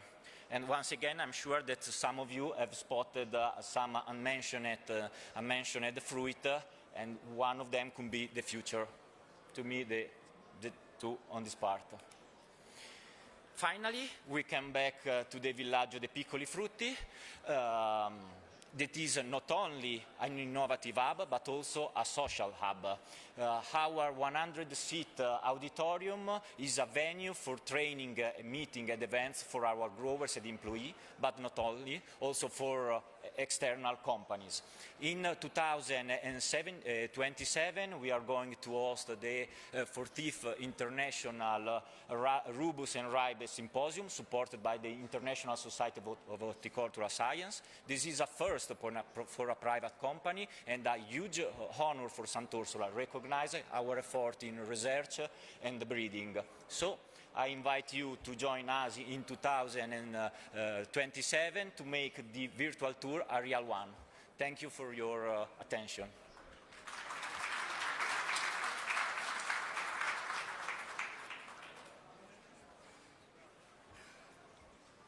Thank you, Mr. Zucchi. Kemi në fund zonën Alisa Patella nga Italia. Prezantimi i saj do të fokusohet në strategjitë për të ardhmen, përfshirë këto programe të seleksionimit të mjedrave dhe laboratoret inovativ.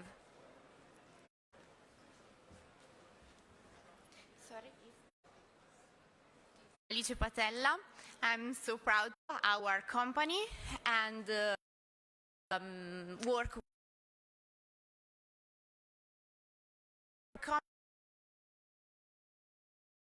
Okay, we can start. In 1949, here, and we export, and this year it take the name of 12 that produce to 150 hectares of nursery field, 40 of greenhouses and shade area, and our team are composed of over 116 people. Battistini Nursery was among the first nursery company in Italy to introduce micropropagation and to produce fruit plants in laboratory. This nursery technique was started use fruit rootstock, and after developed for a lot of other species. For example, self-roofed, kiwi, hazelnut, olive, and so on, but also soft fruit. But what we produce, our company produce a lot of pieces, but our core business is fruit rootstock that you see in this picture, but the berry fruits represent 15% of our production. But okay, can we start with the new laboratory? And we are very proud of this new lab. This is a laboratory of 2,500 of square meters of high technology. Therefore, we care about of the environment, so we have water saving and phytodepuration, 262 solar panels to give energy of our dream and our work. Vitrolife laboratory product about 24 million plants per year in the next 5 years, and now represent the most technological and modern laboratory in Europe. Okay, we can say the main stages of micropropagation. We can start with the stock plants or the mother plants. Our mother plants are preserved at CAV and Vivaistic Activity Center at an international recognized center for the conservation of virus-free plants. So we can start with the explant, and after with the culture establishment, we can start with the proliferation and so on. This stage is very important in the new laboratory because in a fully automatic area for in vitro growth is very in to give the room a name. It is a Vitrolife tower. This tower is long 68 of the height and is very fully automatic.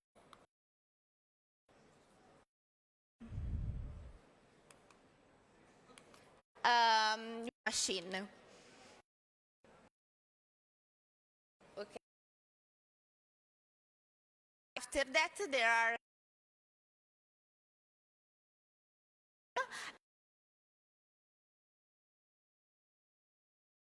and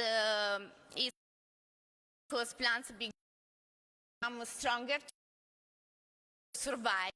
Our service, Stini, also invests for research and development. But why this kind of growth globally? So it's very interesting.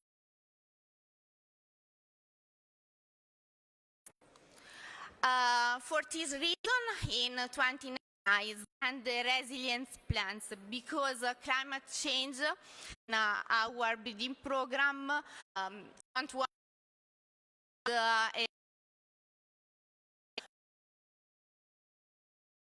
in summarize, thanks to this process, additional method of 25% for the object, and we transplanted 12,000 seedlings. Show you the first advanced selection of so precocious species. Produce more previously. We this is the orchard high bush. 63 different variety and for example midway and so on. We are to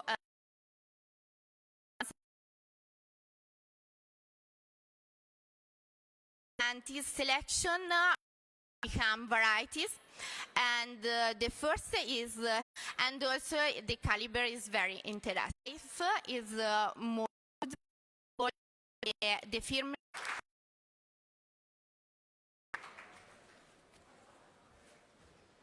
sallë në ora 11.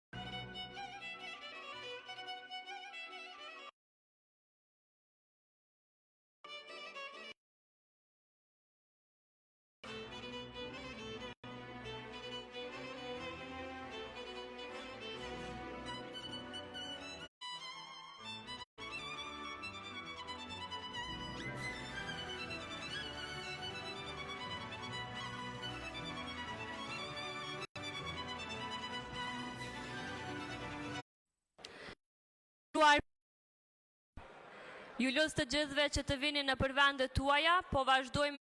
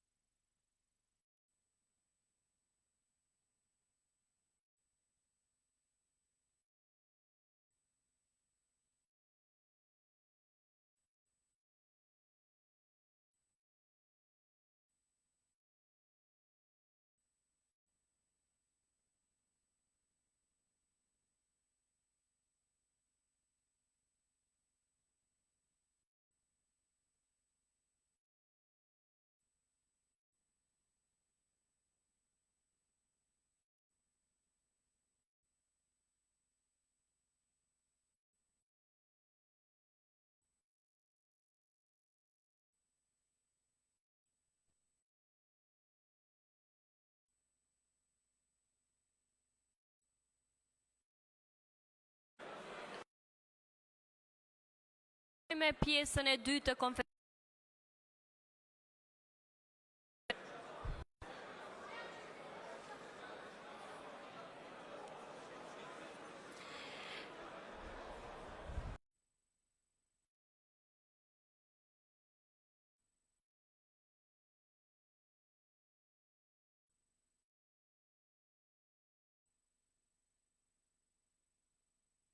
Course to increase our surface, the light blue. Our main strengths are the brand of quality. The first one is actually the most important one. This is the one that we are focusing most on our mission. Our quality is one of the best in the world. Of course, the international network. We have a network of interconnected people that can deliver information to the farmers and exchange a lot of data from around the world.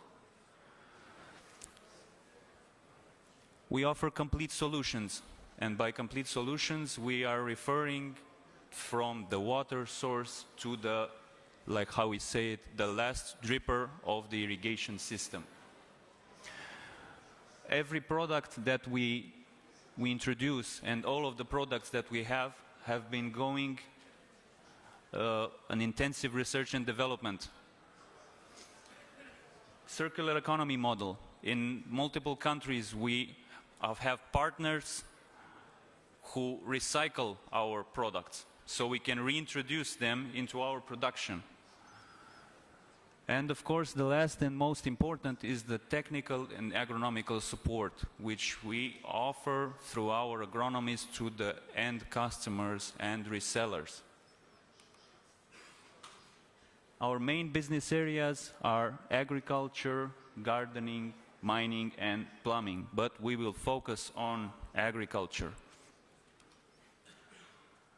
When we are referring to the complete solution for irrigation, of course, we are talking about all of the items in a system, starting from drip lines, lightweight drip lines, heavy wall drip lines, valves and fittings, pipes, filtration solutions, sprinklers, automation and fertigation solutions, residential irrigation, and of course accessories for easy installation.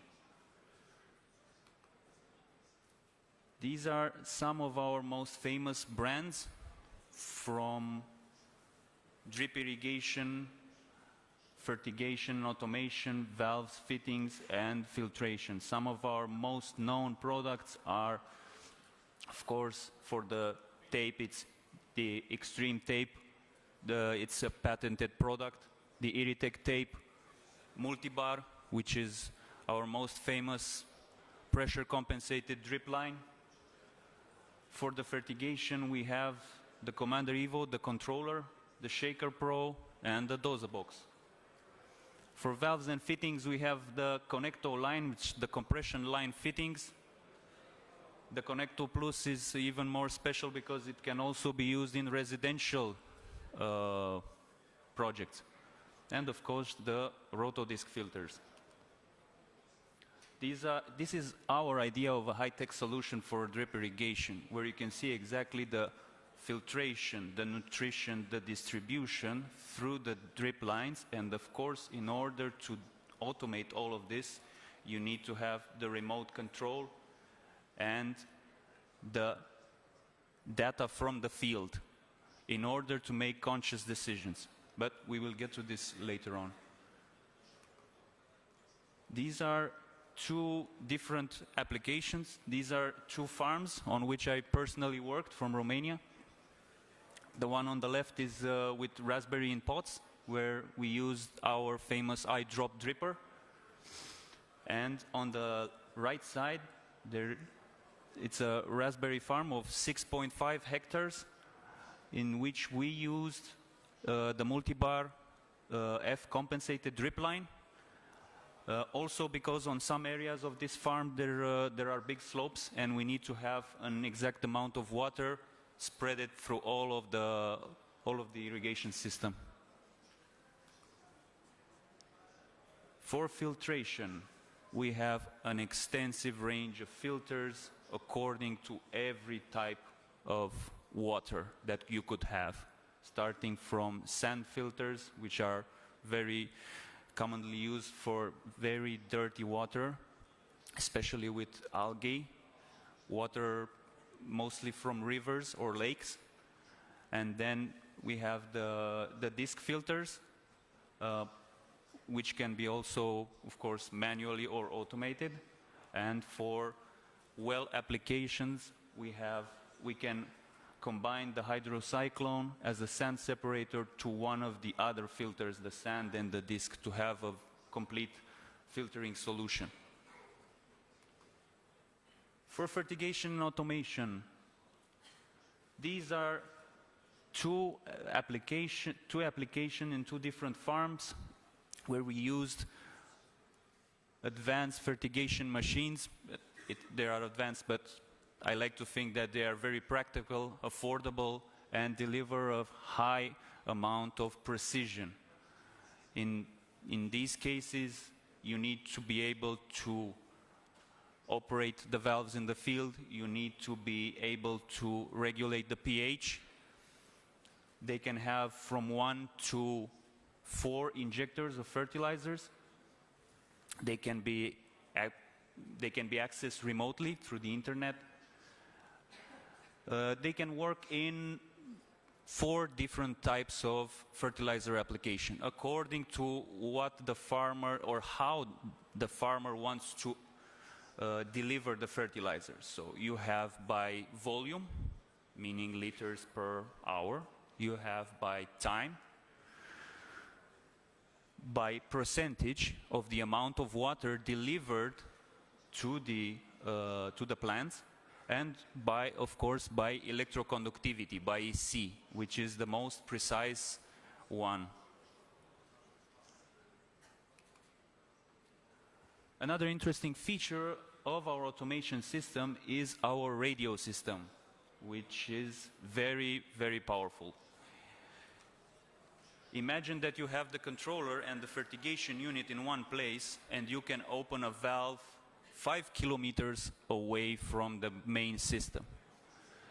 It doesn't take into consideration buildings, landmarks, it doesn't matter. It can open, one receiver can open up to 4 valves.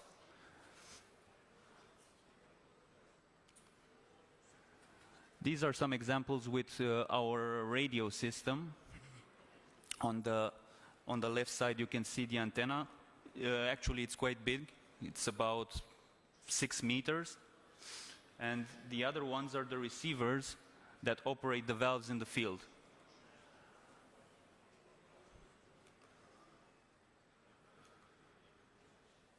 Another interesting feature is our weather station applications. Imagine that you can have a main weather station positioned in the middle of the field, and then you can have multiple sensors positioned in different areas, which can be temperature sensors, humidity sensors, EC sensors, according to the crops that you have in different areas. And of course, you can have different type of soils.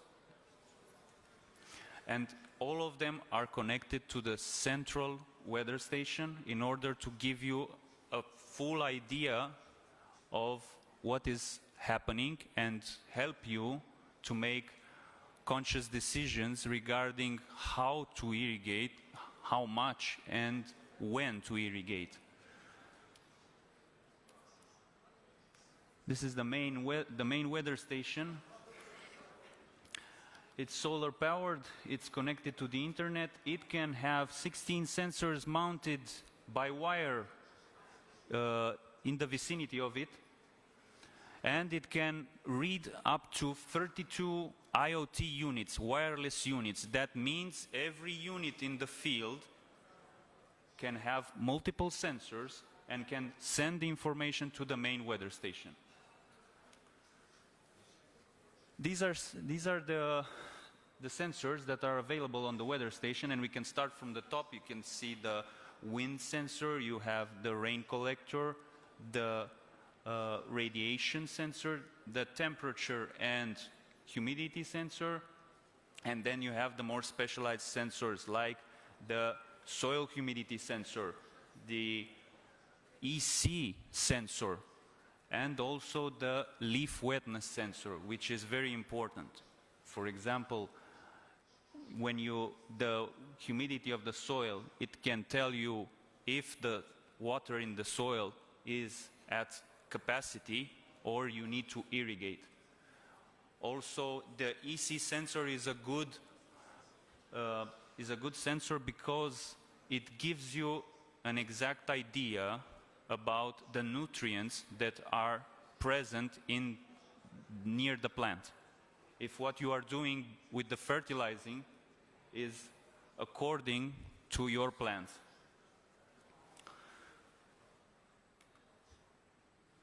Lastly, we have a very interesting product which is very compact and affordable, and it is made for the irrigation system. It is solar powered, it's connected to the internet, and it has one rain collector, one temperature sensor, and 2 soil moisture sensors. This smart sensors device gives you the exact information you need in order to program your irrigation accordingly and not waste water on some areas where it's already wet.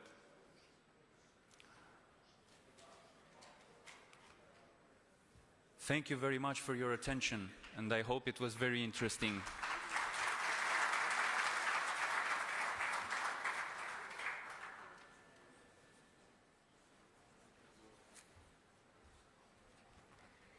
Thank you, Mr. Mitulescu. Vazhdojmë tutje. Përmirësimi i fotosintezës është një faktor kyç për prodhimin e qëndrueshëm. Tani do të dëgjojmë rezultatet e eksperimentit të realizuar në Kosovë nga Gregor Schneider dhe Verina Krasniqi.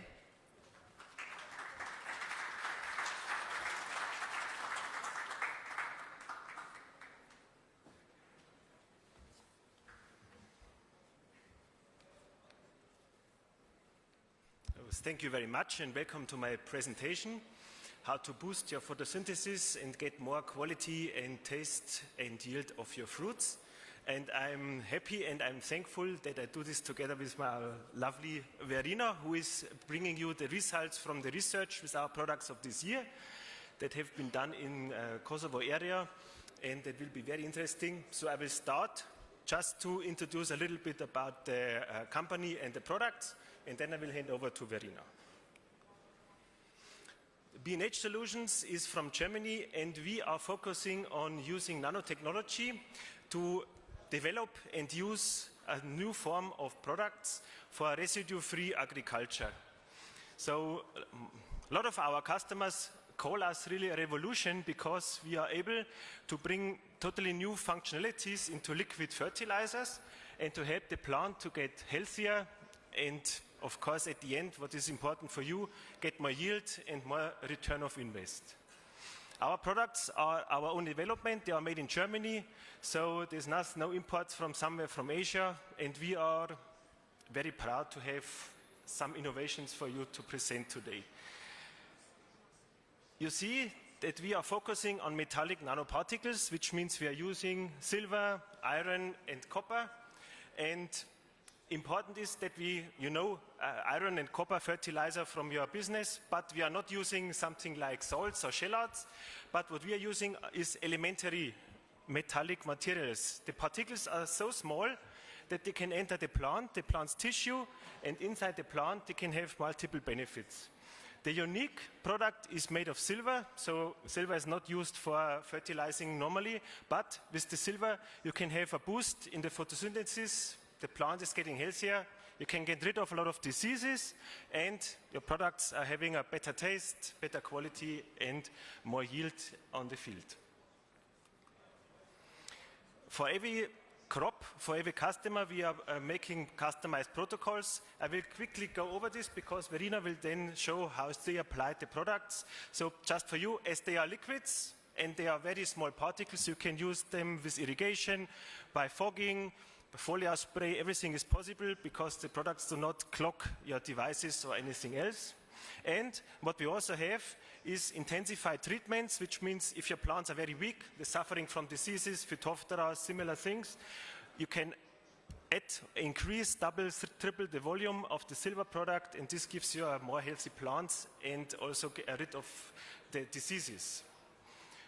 Important to know, the products are registered at Easy Fertilizer, so that we are a fertilizer product, but of course we are benefiting from benefits that the products bring that's coming more than just the nutrition, like the biostimulant effect that will be shown later. What kind of advantages can you expect? You will have improved photosynthesis. This means the plant is able to produce more carbohydrates, which gives you more sugar, for example, more yield, a bigger plant, more shoots. They also have earlier and more flowering, and more flowers give you more harvest. We can have a higher plant tolerance against a lot of pests, a lot of diseases, and of course a lot of tolerance against abiotic stress like drought, heat, and this is all together which makes the plants more stronger and gives you a better effectivity. Here are some pictures of hydroponics, so it's not directly related to the raspberries, but in hydroponics you see the effects the best, more clearly, and here you see some examples how the roots develop when using our products. You can see the control and the treated of pepper, cucumber and tomato, and there's tremendous increase of roots and also an earlier root stimulation possible.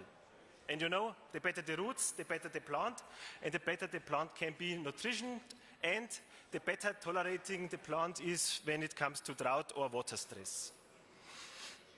The effects we have is that by giving the silver and the copper, the plant is producing phytoalexins, and these are then leading to production of more chloroplasts, and more chloroplasts means more photosynthesis. And we are also able to measure increased photosynthesis by using the so-called sensor systems. You see on the right a sensor which gives a certain amount of light into the leaf, and the rest of the emitted light is also measured, and so the sensors are able, by some computing, to compare the incoming light with the light that is used for photosynthesis, and we get a lot of annoying plots with a lot of graphs where I don't go into detail too much because you want to see the practical results and not just a lot of Excel files. So I give you just one example. You see, if you have the results of this experiment, that depending on the photosynthetic active radiation, you can expect up to 10% more electron transfer rate, which is 10% more photosynthetic activity. This is not directly related to 10% more yield because the plant is using its photosynthetic activity differently, but you can be assured that using the products will give you a boost in the photosynthesis and therefore more yield, better taste, more bricks, or also a more homogeneous culture. The second result with the stress response, I spare you this. We can talk afterwards. I am in the exhibition. If you're interested in this, it's just about how to test that a plant is able to handle stress better than an untreated plant. At the end, here's just a comparison of Kalanchie, which is a flower, or a blueberry production, where you see if the plant is less stressed, you get a more homogeneous culture, you get more homogeneous fruits. Bigger fruits are also more flowering. And with this, I will hand over to Verena. She's really looking forward to present you the results. And thank you for this. I will be back later. Bye.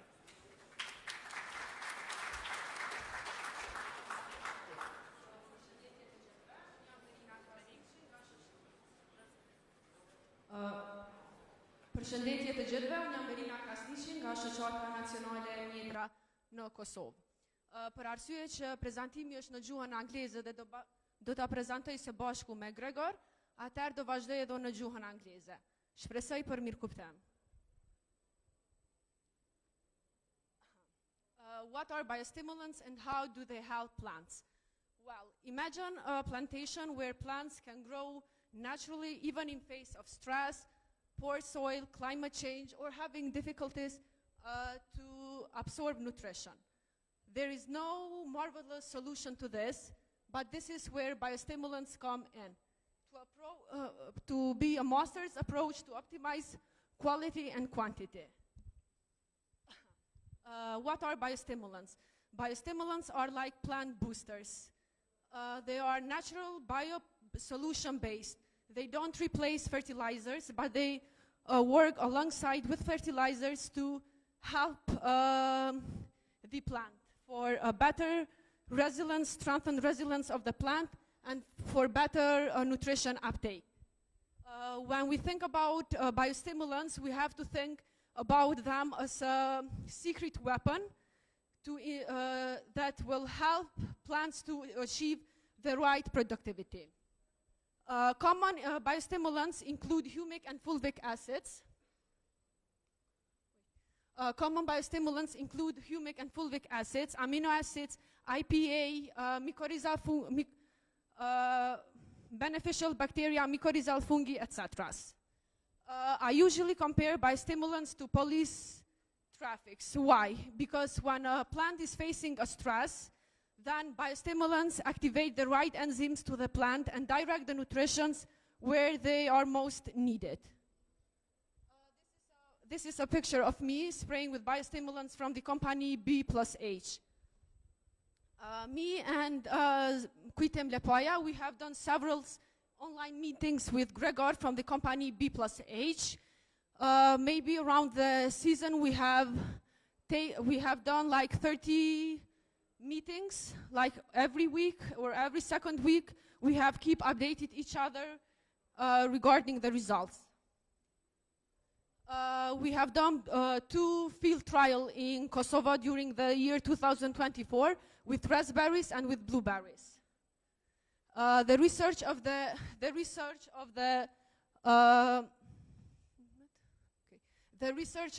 field with raspberry, it was on the place Kemi Fruits, Shakovica Podujeva. The orchard is 1 hectare and it's installed a modern drip irrigation and fertigation.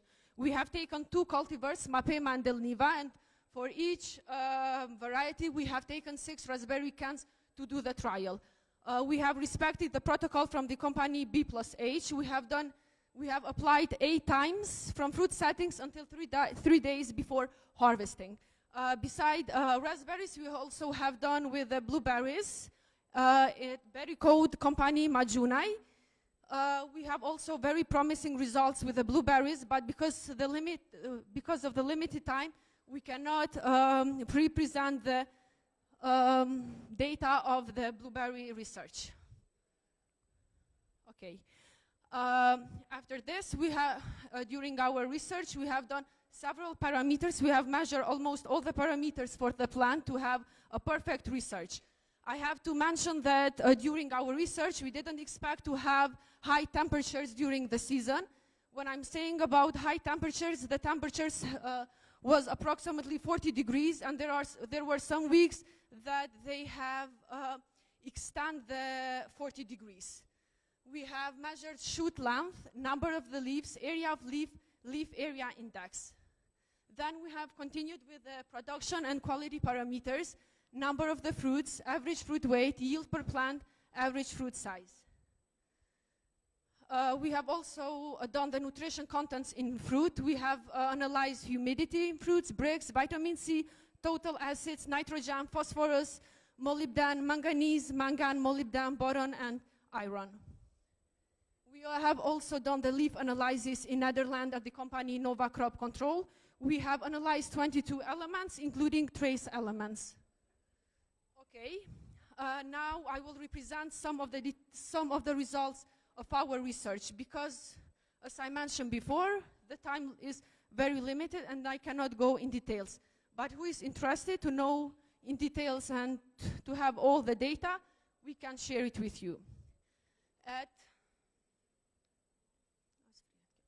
At Delniva variety, when we have applied B+H biostimulant, we have reached around 115 fruits, comparing with Delniva control that we have reached approximately 100 fruits, less than 100 fruits. At Mapema, we have also 115 fruits, comparing with Mapema control that we have 100 fruits. At fruit weight parameters, you can see that with B+H biostimulants at Delniva variety, we have approximately 4.20 grams per fruit, and comparing with Delniva control that we have 3.75 gram per fruit. It's the same also with Mapema. We have very high results. You can see that we have reached at B+H biostimulant 4.3 gram per fruit, comparing with control that we have 3.9 gram per fruit. We have also done the shoot length. You can see at Delniva B+H company, we have reached 125 or 130 centimeter, comparing with Delniva control that we have 110. At Mapema also we have 150 centimeter, controlling with control that we have 130.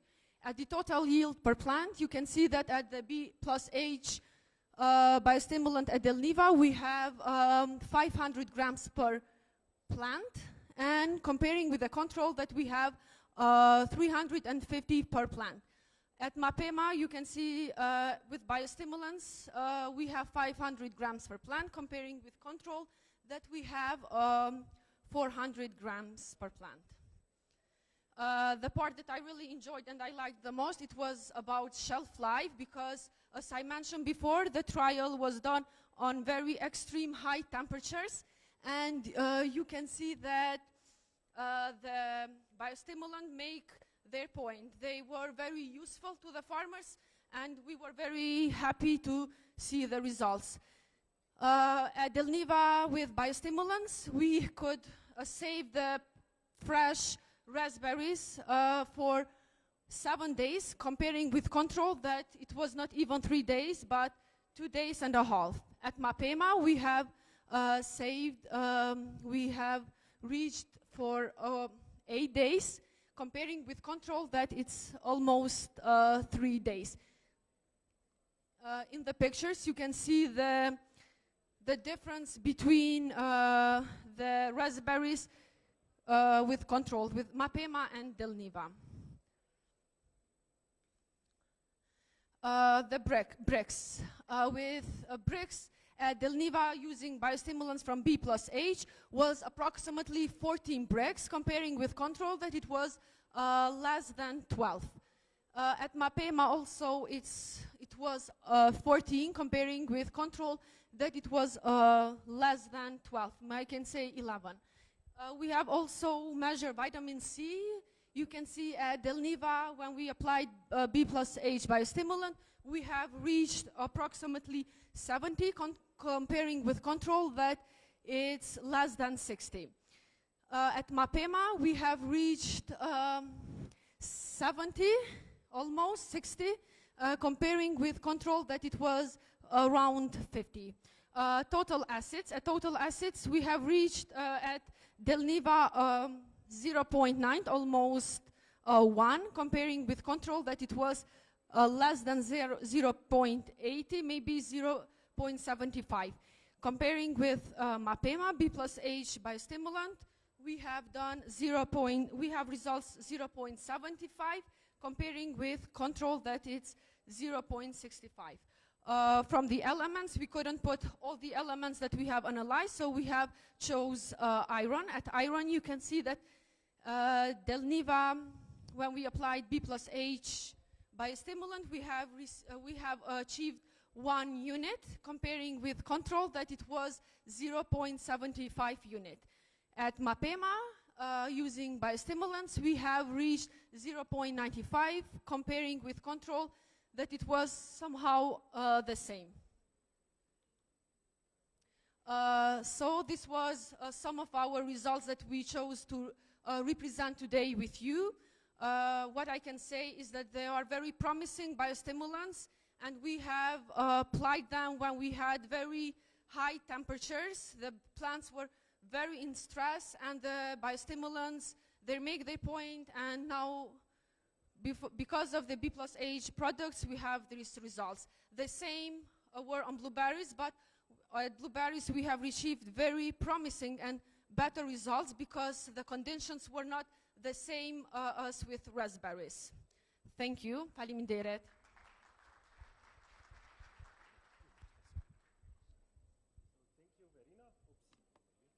Thank you, Verena. So you see a lot to summarize, and you can imagine how much work it was to take all these tests, to make all the applications. So we are very happy to have you as a partner in making these results.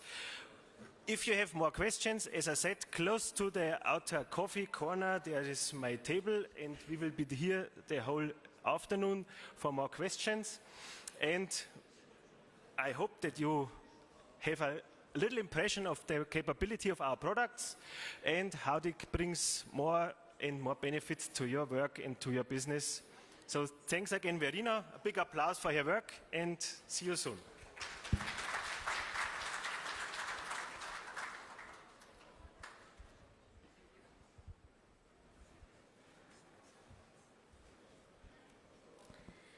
Thank you, Mr. Schneider and Ms. Krasniqi, for your presentation.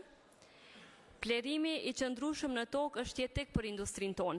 Tani ftoj zotri Dushan Gajen nga Vani Peran për të prezantuar strategjitë e plerimit në kontekstin e ndryshimeve klimatike. Faleminderit.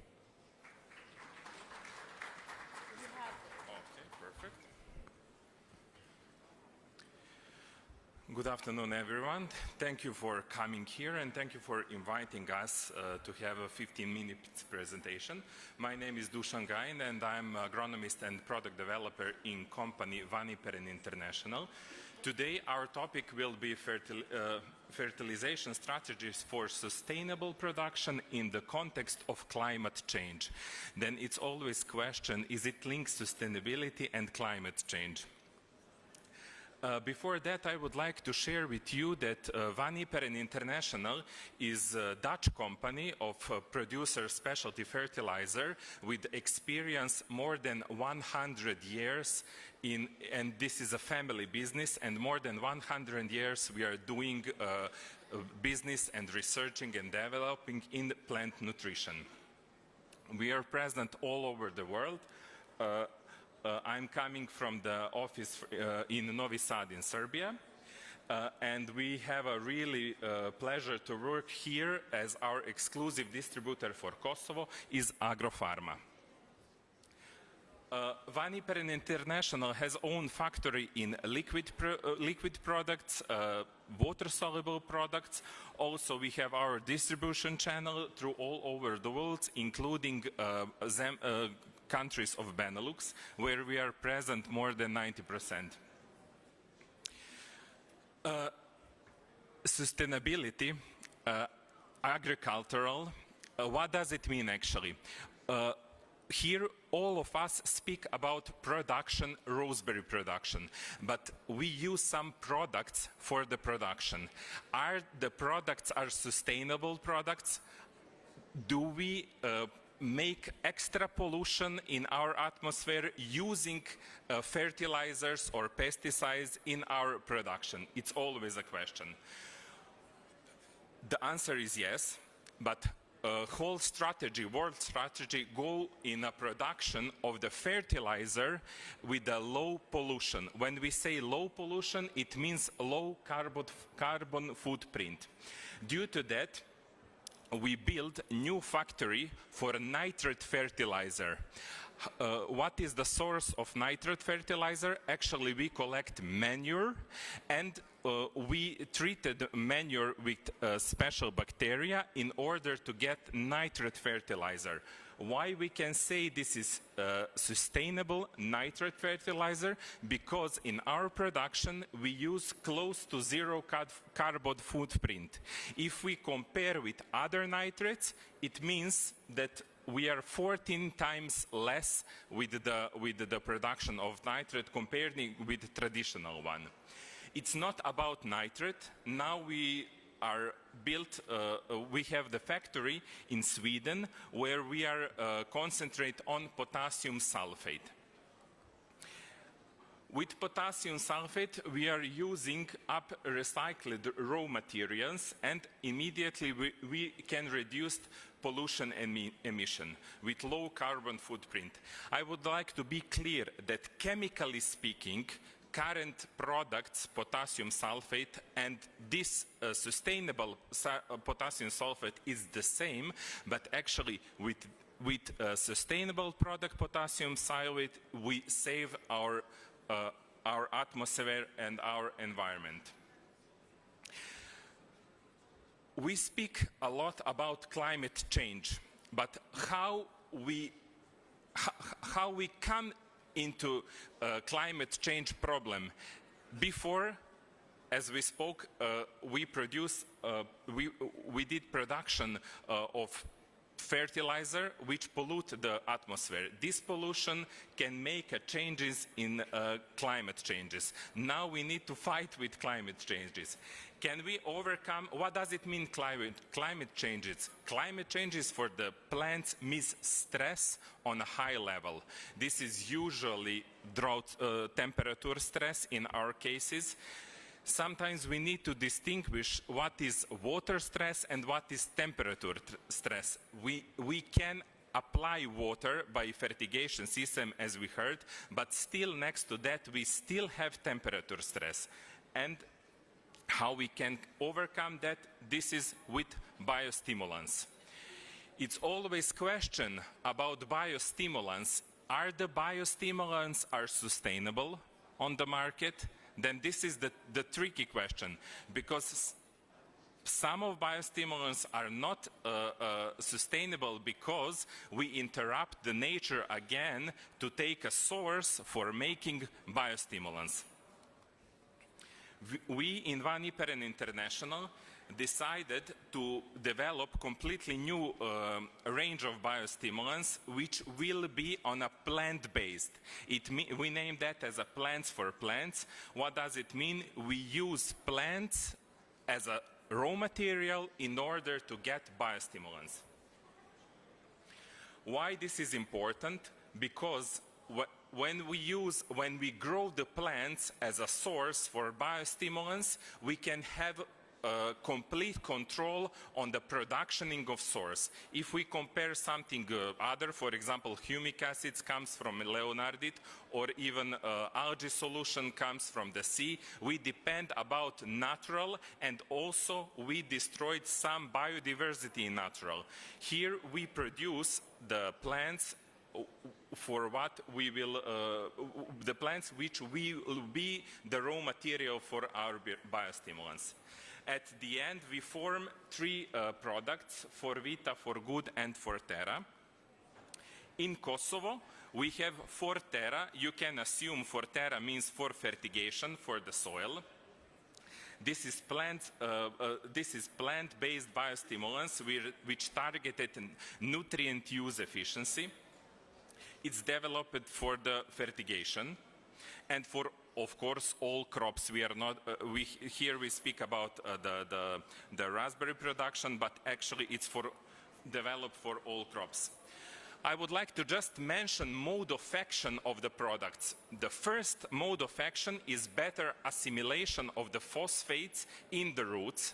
But when phosphates come in the plants, we will adapt the gene which is responsible for transporting phosphates in the plants.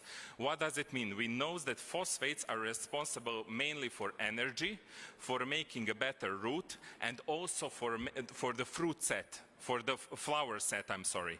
This is three main role of the phosphates.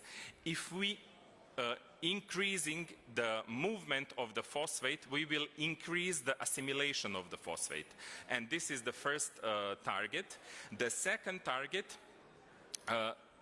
this is not a microbiological product, but with for Terra, we will make a better atmosphere in the substrate or in the soil in order to increase microbiome responsible in NP and K cycle in the soil, as well as mycorrhiza in the soil. Then we notice by applying for Terra, microbiome will naturally increase pollution in your soil or your substrate.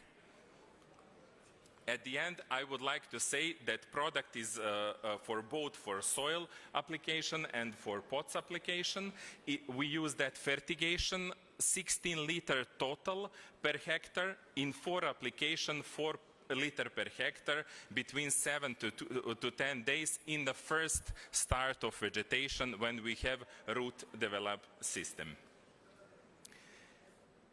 Also, when we speak about climate change, we refer to the heat stress. With the heat stress, we need to fight, and we developed biostimulants based on organic acid. Also, organic acids means polycarboxylic acids. Then the product name is Wake Up, is used for foliar application.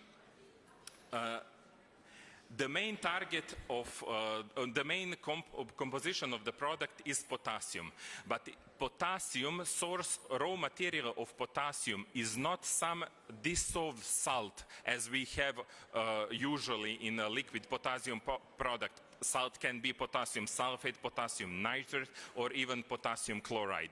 Then this is not the case with Wake Up. Wake Up is based on polycarboxylic acids, and it's completely free of salts. Also, the pH is adapted for the applying by foliar.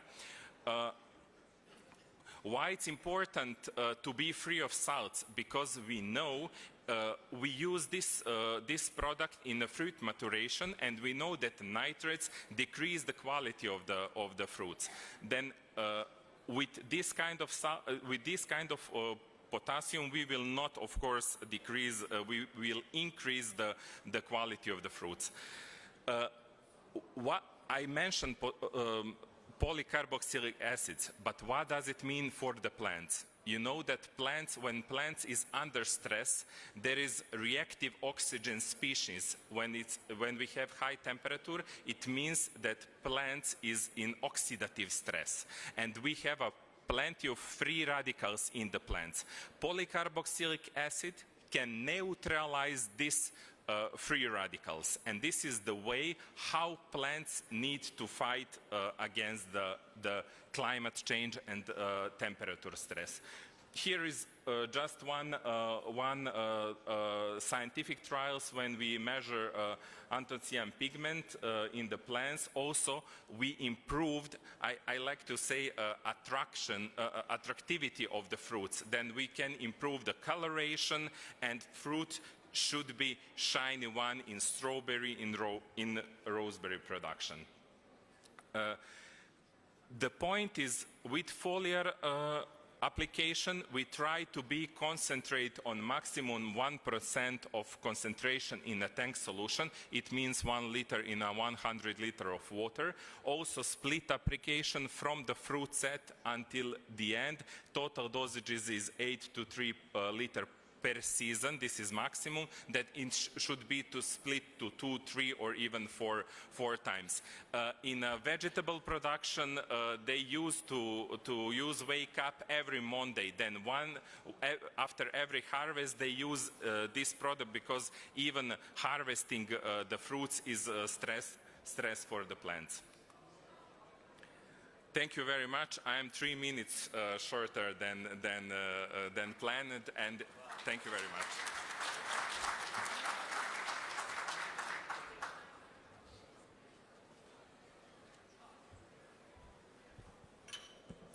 Thank you, Mr. Gajen.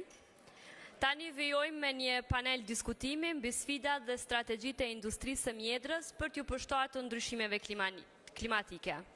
Panelistët tanë janë Zotri Isuf Cikaçi nga Ministria e Bujqësisë, Pilltarisë dhe Zhvillimit Rural, Zotri Benjamin Toriç nga USAID Adapt, Zotri Ismet Osmani nga Kooperativa Red Gold. Panelin do ta moderoj Zotri Fatmir Selimi nga AgroX.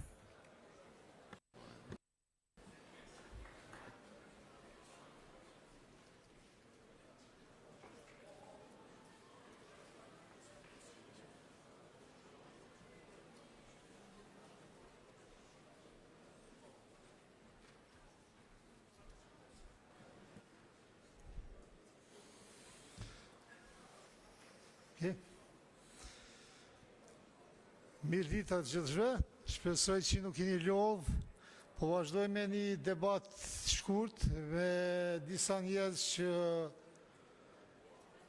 e kam prek këto ndryshime klimatike, edhe cilat për momentin ndoshta është sfida kryesore që bujqësia e Kosovës është të ballafaqur. Të pranishëm i kemi 3 njerëz apo ekspert më thonë. Ismet Osmani, është drejtori i kooperativës Agro Red Gold nga Lubini e Reçan, një grup i farmerëve që kanë bërë një mrekulli në një vend ku ndoshta se ka pa kërkush. Zotri Isuf Cikaçi, që është drejtori i Departamentit për Politika Tregtare, kuadër të Ministrisë Bujqësisë, edhe i cili me punën e tij na ka lehtësu që të ballafaqohemi me këto ndryshime klimatike, me politikat e mira të cilat i ka propozuar ministri, dhe zotri Benjamin Toriç, që është drejtori i një projekti të USAID që quhet USAID Adapt dhe mirët konkretisht vetëm me ndryshimet klimatike. Për mos mi zgjat më tutje, kisha lut zotri Ismet Osmanaj, drejtori i kooperativës bujqësore Agro Red Gold,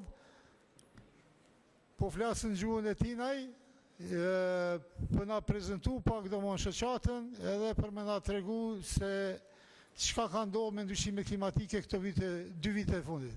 Ismete, prvo pitanje. Znači, vidimo da ovi klimatski uslovi se menjaju svake godine.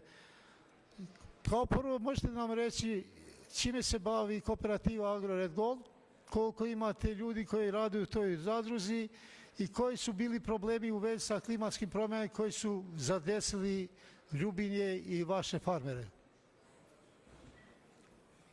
Përshëndetje të gjithëve, dobar dan svima. Fatmir me predstavio, dolazim iz regiona Šar planine, iz Župe, komuna Prizren. Predstavljam kooperativu Red Gold koja broji 100 farmera, sadna površina otprilike oko 70 hektara. Uglavnom se bavimo proizvodnjom malina sorte Miker i Vilamet. Sada diversifikacijom uvodimo i borovnice u naš program. Već 15 godina smo u ovom sektoru, znači među prvima na Kosovu smo krenuli sa ovim biznisom i što se klimatskih promjena tiče, prema našim nekim iskustvima mogu da kažem da iz godine i godine su primetljive i drastičnije svake godine te promjene. Znači da negde otprilike prema nekim našim saznanjima do 2014. godine mogu da kažem da je klima se nekako umereno i kretala. Od 2014. 2015. godine jednostavno je klima poludela. Znači više nismo imali ono klasično prelazak zime u proleće ili proleća u leto, jednostavno sve je bilo spojeno, farmeri su bili totalno zbunjeni, biljke su bile totalno zbunjene, taman krene vegetacija i olistaju biljke, čak i procvetaju, onda padne sneg, u aprilu imamo mraz, u maju imamo mraz, tako da je došlo do ogromnih gubitaka, svake godine je klima sve dramatičnija, turbulencija klimatska je sve veća i mi smo to iskusili na svojoj koži ove godine, znači imali smo ogromne gubitke, ja kažem 200% jer 100% je ove godine i još 100% rodni lastari su nam oštećeni za narednu godinu. Hvala Ismete. Pra si që përmendi Ismeti si vjetë breshi ja ka shkatru gati komplet prodhimtarinë e mjedrës që kanë pas në Lubinje edhe qysh po llogarit kjo 200% kanë pas dame.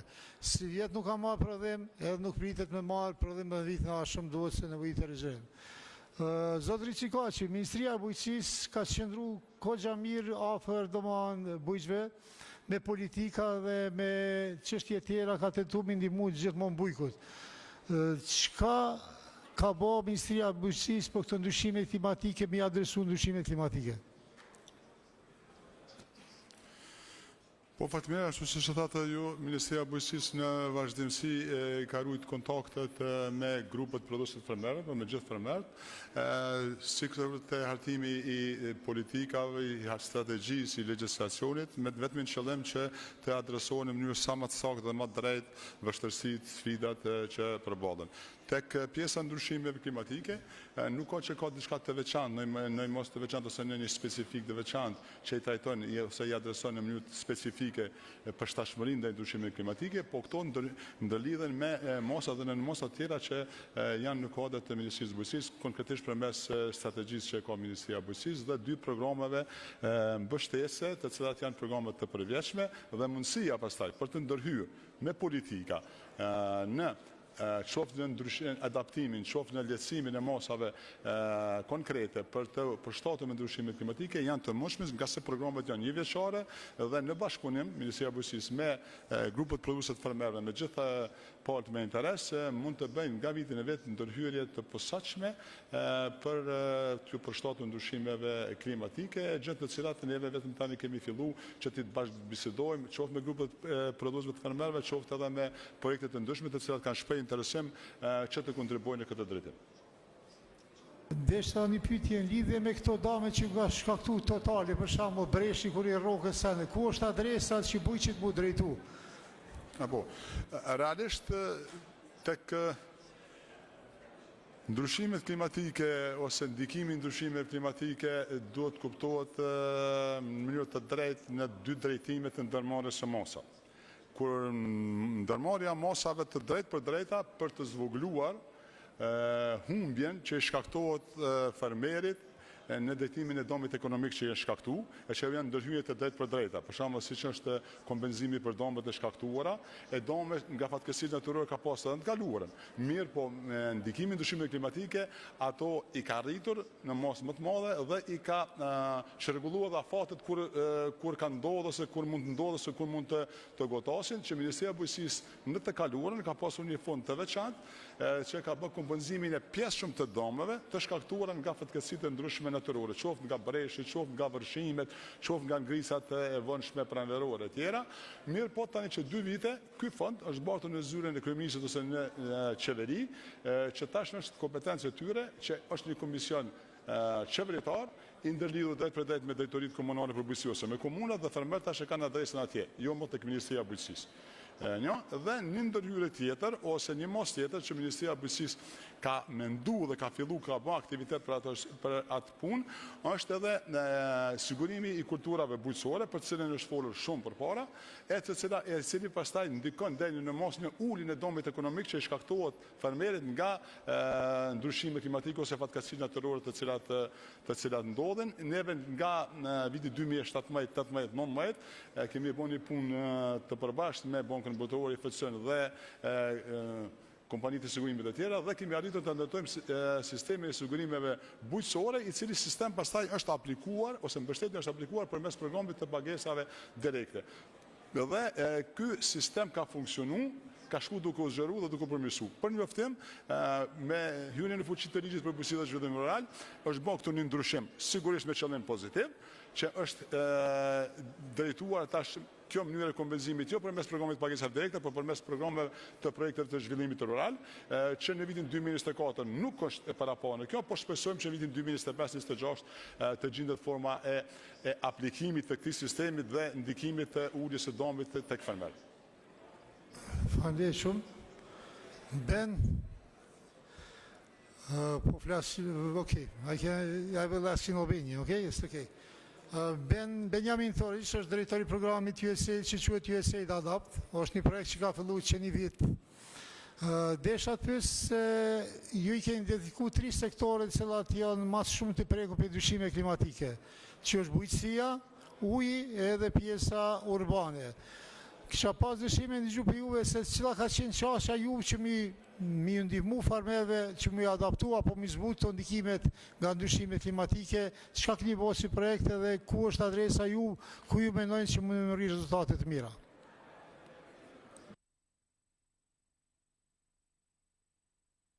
Okay. Thank you, Fatmir. Thank you for the question. Maybe just to start with, Mr. Osmani's introduction, who, really highlighted the urgent need to adapt to climate change. And, we are seeing this every year, and I think it's getting worse. And we are seeing evidence earlier this year with conditions that were very dry, with River Iber drying. But we've also seen flash floods, like in Bosnia, in Spain, in the UK. And this makes it really difficult because we have to adapt to both dry conditions with heat stress, but we also have to adapt to situations where we could experience flash floods, hailstorms that are very localized, and so forth. And this makes it very difficult for farmers and agribusinesses because they have to adapt to a range of extreme conditions. So one area that, as a project, we've been dealing with is trying to encourage development of climate-smart incentives. And whether this is grants or subsidies or tax incentives that will encourage much faster adoption of new technologies and practices that will enhance climate resilience, but at the same time, and this is very important, maintain or improve productivity. And today at this conference we talked a lot about different technologies that are relevant, which includes new varieties that are better suited for different climate conditions, whether it's frost or dry conditions, smart irrigation, improved soil management and biostimulants, but there are also other technologies that are available. And what we do need is very strong collaboration between the associations, the private sector, that can articulate the needs and concerns of the industry, and of course the Ministry of Agriculture, Forestry and Rural Development that can listen to these concerns and try and adjust or develop additional incentive mechanisms through the grants and subsidy program that will encourage faster adoption of these technologies. And I'm really pleased to say that earlier, a couple of months ago, we had a very good joint workshop with the ministry and the industry talking about different options for different climate-smart incentives that will enhance resilience. And I'm also aware, also in collaboration with the ministry, we are looking to further exchange experiences with other countries in Europe, including Austria, to learn how they are adapting their policies, their grants and their subsidies to encourage faster adoption of new technologies that enhance climate resilience. So we hope to see further development of these incentive mechanisms. And because it is only through through these incentive mechanisms that we can have a much more rapid adaptation to climate change. As a project, we also have our grant mechanism ourselves, which we launched earlier this year, and we started awarding grants to different beneficiaries across the 3 sectors that Fatmir mentioned earlier on. But we will also have another call for grants in a month or so, which will be open for approximately 6 months, which will again be, will provide an opportunity for associations and businesses to apply to adopt and trial and test and demonstrate new technologies, or develop incentive mechanisms that will encourage faster adoption of technologies that are proven to be effective in Kosovo context. Thank you. Thank you, Ben. Ismete, još jedno pitanje za tebe, ako može. Šta ste vi, ove godine ste imali ovaj grad koji je gotovo potpuno uništio zasade koje ste imali sa madom.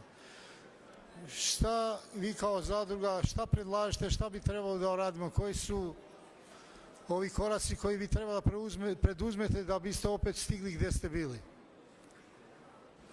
Hvala, Fatmire, dobro pitanje. Mi smo poslije te štete, znači oko 50 hektara je potpuno uništeno, aplicirali i obavestili komunu Prizren.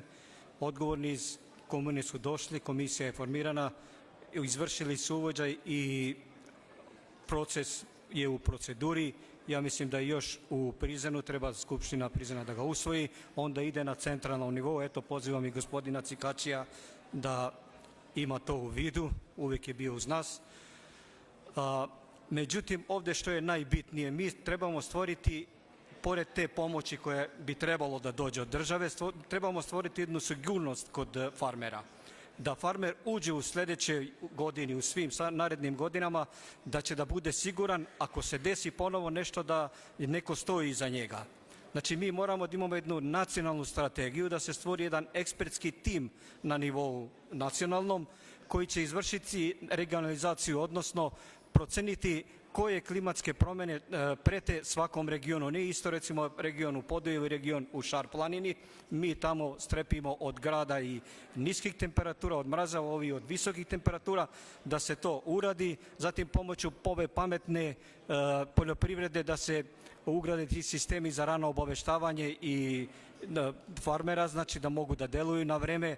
Zatim trebamo znači stvoriti tu jednu motivaciju kod farmera.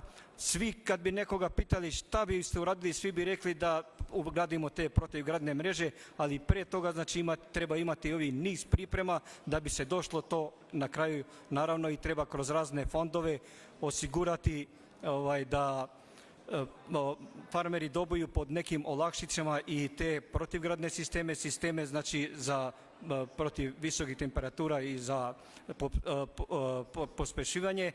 Tako da farmer, znači najbitnije je da farmer bude motivisan i da u sljedećoj fazi oporavka od ovoga što nas je potrefilo uđe sa jednom sigurnošću da neko stoji iza njega i da će neko da mu pomogne, a klimatske su promjene tu, nisu više na televiziji kao što smo ih gledali, tu su kod nas, danas može da zadesi Red Gold, sutra može da zadesi Podevu, preko sutra može da zadesi Ferizaj, one su tu i bit će sigurno još veće i veće. Hvala. Hvala Ismete. Još jedno pitanje sam htio da pitam. Šta misliš ti, koliko je uticalo, da li će ljudi nastaviti da gaje malinu ili misliš da je to uticalo da neće neki ljudi to da prestanu? Da li misliš da ove klimatske promjene utiču i na ljude da više gaje ili da više ne gaje? Šta misliš? Psihički šta je bilo? Ja sam već rekao, znači ako nam pomogne sada neko, nije samo u pitanju ta jednokratna pomoć, bitna je, znači ona je najbitnija u ovom trenutku, farmeri su totalno, znači, ekonomski, finansijski oslabljeni. Bitno je, znači, da farmer bude siguran da ako se desi narednih godina nešto slično, da neko stoji iza njega. Ako bude te pomoći, onda ćemo sigurno skoro u istom obimu nastaviti sa ovim poslom. Hvala Ismete. Zotëriqi ka që Ministria e Bujqësisë tash normalisht ndërmerr masa që më janë nisur me ballafaqu me këto. Cilat janë hapat e më të tjeshëm të Ministrisë e Bujqësisë që më ndihmu farmer më adaptu dhe më zbutu ndikimet e ndryshimeve klimatike. Cilat janë planet e Ministrisë? Po në pjesën e parë unë i potencova ato ndërhyrjen ose masat e ndërmarra të cilat ndikojnë drejt për drejt në zvogëlimin e dëmit ekonomik që i shkaktohet kultura bujqësore në këtë rast të fermerëve, dhe pjesa e dytë që tash është ndoshta edhe për vlerësimin tim është më e rëndësishme që është ndërhyrja me masa ose incentiva të ndryshme për qëllim të ndikimit të përshtatshmërisë ose adaptimit ndaj ndryshimeve klimatike për gjitha kulturat bujqësore.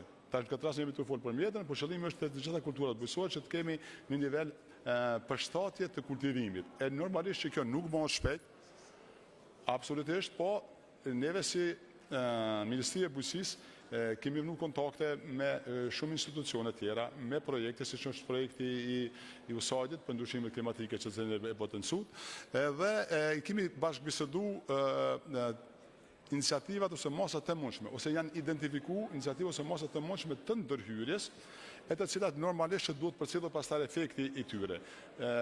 Ne si Ministria e Bujqësisë do të bëjmë përpjekje që në përmes dy programe mbështetje që i kemi për vitin 2025, po konkretisht përmes programit pagesave direkte, mbasi që edhe ose përshtatshmëria e implementimit është më e lehtë, të pilotojmë 2-3 masa nga ato të identifikuara, sepse 7 masa ose iniciativa janë identifikuar, ne do të tentojmë që me 2 ose 3 të shkohet në formë pilotimi, duke po pastaj edhe mënyrën e zbatimit, implementimit, a do të kemi vështirësi, si dhe në vitet e ardhshme për të parë edhe efektet të cilat e kanë dhënë ato mosa. Dhe nëse kjo punë me pilot projekt shkon mirë, atëherë për vitet tjera pasuese normalisht që kjo do të shkon duke u zgjeruar. Po duhet të theksoj se Ministria e Bujqësisë nuk ka përvojë shumë të madhe në këtë drejtim. Normalisht që edhe shtetet tjera nuk kanë shumë përvojë, është mirë që të mirën përvojët e vendeve që kanë filluar me apliku si forma mbështetëse përmes programeve që i kanë institucionet e tyre ose Ministria e Bujqësisë, dhe për neve do të ishte më lehtë që të marrim një përvojë e cila është aplikuar në nivel tjetër dhe pastaj të aplikohet tu dhe duke ditur ose duke parë një rezultat i cili ka qenë i matshëm në nivel tjetër. Gjatë bisedave që kemi pas me ty, domosdoshmë edhe në kuadër të grupeve të subvencioneve, gjithmonë ka qenë një pyetje se na dëshira jonë si eksperta të jashtëm apo e farmerëve shoqata ka qenë që mu implementu diçka. Cila është arsyeja që na e ke treguar neve që nuk mund mu implementu diçka që nuk mund mu vërtetu për shkak mungesës stafit edhe dokumentit i cili përcakton se dikush është tu adaptu apo s'u tu adaptu? Po ne potencova që do më thonë, ne kemi bashkëbiseduar dhe diskutuar dhe identifikuar disa prej. Gjëhe duke marrë në konsideratë dhe mungesën e përvojës e të përbalen me këtë temë. Menoj që këtu iniciativat ose incentivat, masat, më tepër do të duhet mirën nga hulumtimet që janë bërë nga institutet hulumtuese shkencore, nga bota akademike, rekomandimet që ta japin se çfarë masa duhet ndërmarrë për adaptimin e kushte ose përshtatjen e bujqësisë ose kultivimit bujqësisë ndaj ndryshimeve klimatike. Ato të cilat ne kemi bashkëbiseduar ose që mund të vinë si propozime, normalisht duhet kuptuar saktë se jo Ministria e Bujqësisë a priori mund t'i merrë dhe mund t'i aplikojë, janë një muri faktorësh që ndikojnë, neve bëjmë vlerësimin se cilat janë të mundshme për zbatim, si hartim nuk është e vështirë parashihet, po pastaj duhet llogaritur edhe zbatimin deri në momentin e fundit kur bëhet edhe identifikimi. Janë disa masa, iniciativa të cilat mund të dokumentohen me dokumente të cilat i lëshojnë institucionet përkatëse, dhe janë masa të tjera të cilat duhet bën ose të konstatohen vetëm me kontroll dhe shiqim vizual. Prandaj këto pastaj shkaktojnë vështirësi në pjesën e zbatimit. Ne do të shiqojmë që të gjejmë masat më të lehta për fillim, dhe pastaj duke parë se ato kanë, nëse kanë efekte, atëherë të parashihen hapat që duhet ndërmarrën për vitet e ardhshme, duke e shtuar edhe kontrollin, edhe duke arritur sigurinë që ato po zbatohen dhe po kanë efekt pozitiv. Faleminderit zoti Çikaçi. Ben edhe një pyetje ndoshta për fund. Deshta të pyes se shumica e projekte donatorëve i përmend tash ndryshime klimatike, inovacione, sende. Kisha dashur me ditë e kanë kuptu ende njerëzit se çka janë ndryshimet klimatike, edhe cilat janë ato aktivitete cilat muj minimu aty në mu adaptu, apo mi zbut të ndryshimet, ndikimin e ndryshime klimatike. Gjithashtu, çka një të bo, apo mu një minimu dhe ma Ministrisë Bujqësisë në këtë drejtim që këta mu pregadit ma mirë që minimu bujqëve mu adaptu në ndryshime klimatike. Okay, I think this is a great question as well. I think with climate change, maybe 20 years ago when we talked about it, it was something that there was something very far, it's something that will happen in the future. But even the title of this conference is telling us that this climate change is happening now. We are experiencing issues every year and the issues are worsening. So I think the awareness is much, much stronger now. In terms of what technologies we can use to adapt, I think this is something that we are, as the representative of the ministry said, we are also learning, and there's a lot of, we are all in the same boat here, Europe, the United States, the whole world is still learning how to adapt to the changing climate. But at the same time, we also have a lot of solutions that are known and that have been shown to be effective, and that a lot of businesses and farmers are already applying. So we know that some solutions are working and we can adapt. So one of the activities that we are doing actually with AgroDev, and we just signed a grant agreement yesterday, we'll be doing a lot of outreach exactly to show, first of all, to look at what are the economic impacts or impacts of climate change, and also to showcase some of the solutions that have been shown to be effective to deal with both dry conditions, weather conditions, and this will be through short videos and fact sheets. So this is one way to start documenting the practices and technologies that have been shown to be effective in Kosovo. But at the same time, as a country, we have to also trial and test some of the newer technologies that have been tested maybe elsewhere, but testing them and demonstrating here in Kosovo. And this is something that we will also be supporting through the grant mechanism, and I think through the combination of testing some of the new technologies, but also showcasing what is effective, I think we can move much faster in this adaptation phase. And we do need to move a lot faster than we have been so far, because I think we are now behind and we are not fully prepared what is actually affecting us already. Not what is coming, but what is already affecting us. Thank you. Thank you, Ben. Faleminderit panelista.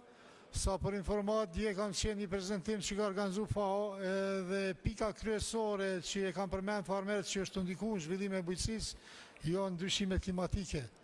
Na e dim që ndryshimet klimatike kanë ndryshu edhe mendimin dhe qasin tonë ndaj bujqësisë, mirë po unë besoj që së bashku mujna dhe na me ndryshu dhe mi përshtat do më këtyre ndryshime klimatike.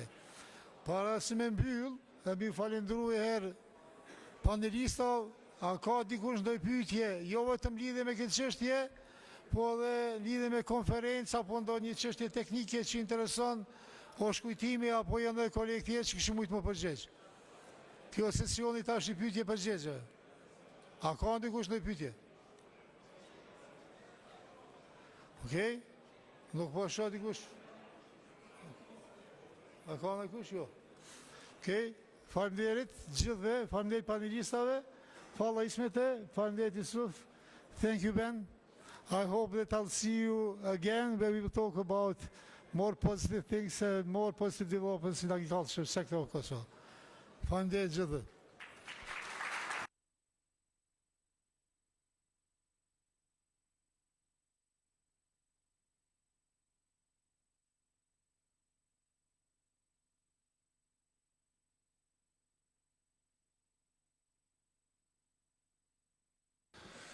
Përshëndetje për gjithë edhe njerë, faleminderit që keni marrë pjesë të konferencën e 9 mjedrës që i ka organizuar Shoqërata Nacionale e Mjedra Kosovës. Nuk dua të marr shumë kohë me një konkluz të shkurtër në fund, parasysh se ishte edicioni 9 me mbi 300 pjesëmarrës, 7 prezantime, 2 panele diskutimit, e disa kompani të huaja që sot ishin prezente për të kontraktuar frutin, e shumë shisë të inputeve bujqësore. Kjo me të vërtetë ka bërë madhështore konferencën e 9 mjedrës, dhe ne përmes konferencës që jemi munduar paka shumë të përmbledhemi se që ka ndodhur gjatë vitit, ma shumë të orientohemi ka ato probleme që i kemi pasur në mënyrë që paka shumë të ofrojmë informata dhe ato mandej të implementohen në parcelat e fermerëve, ku dhe kjo ka qenë një prej arsyeve që informata, trendet që janë duke ndodhur në botë të sjellin të fermerët tanë, në mënyrë që në rritën rendimentet, në rritën sipërfaqet duke pasur parasysh potencialin që e kemi.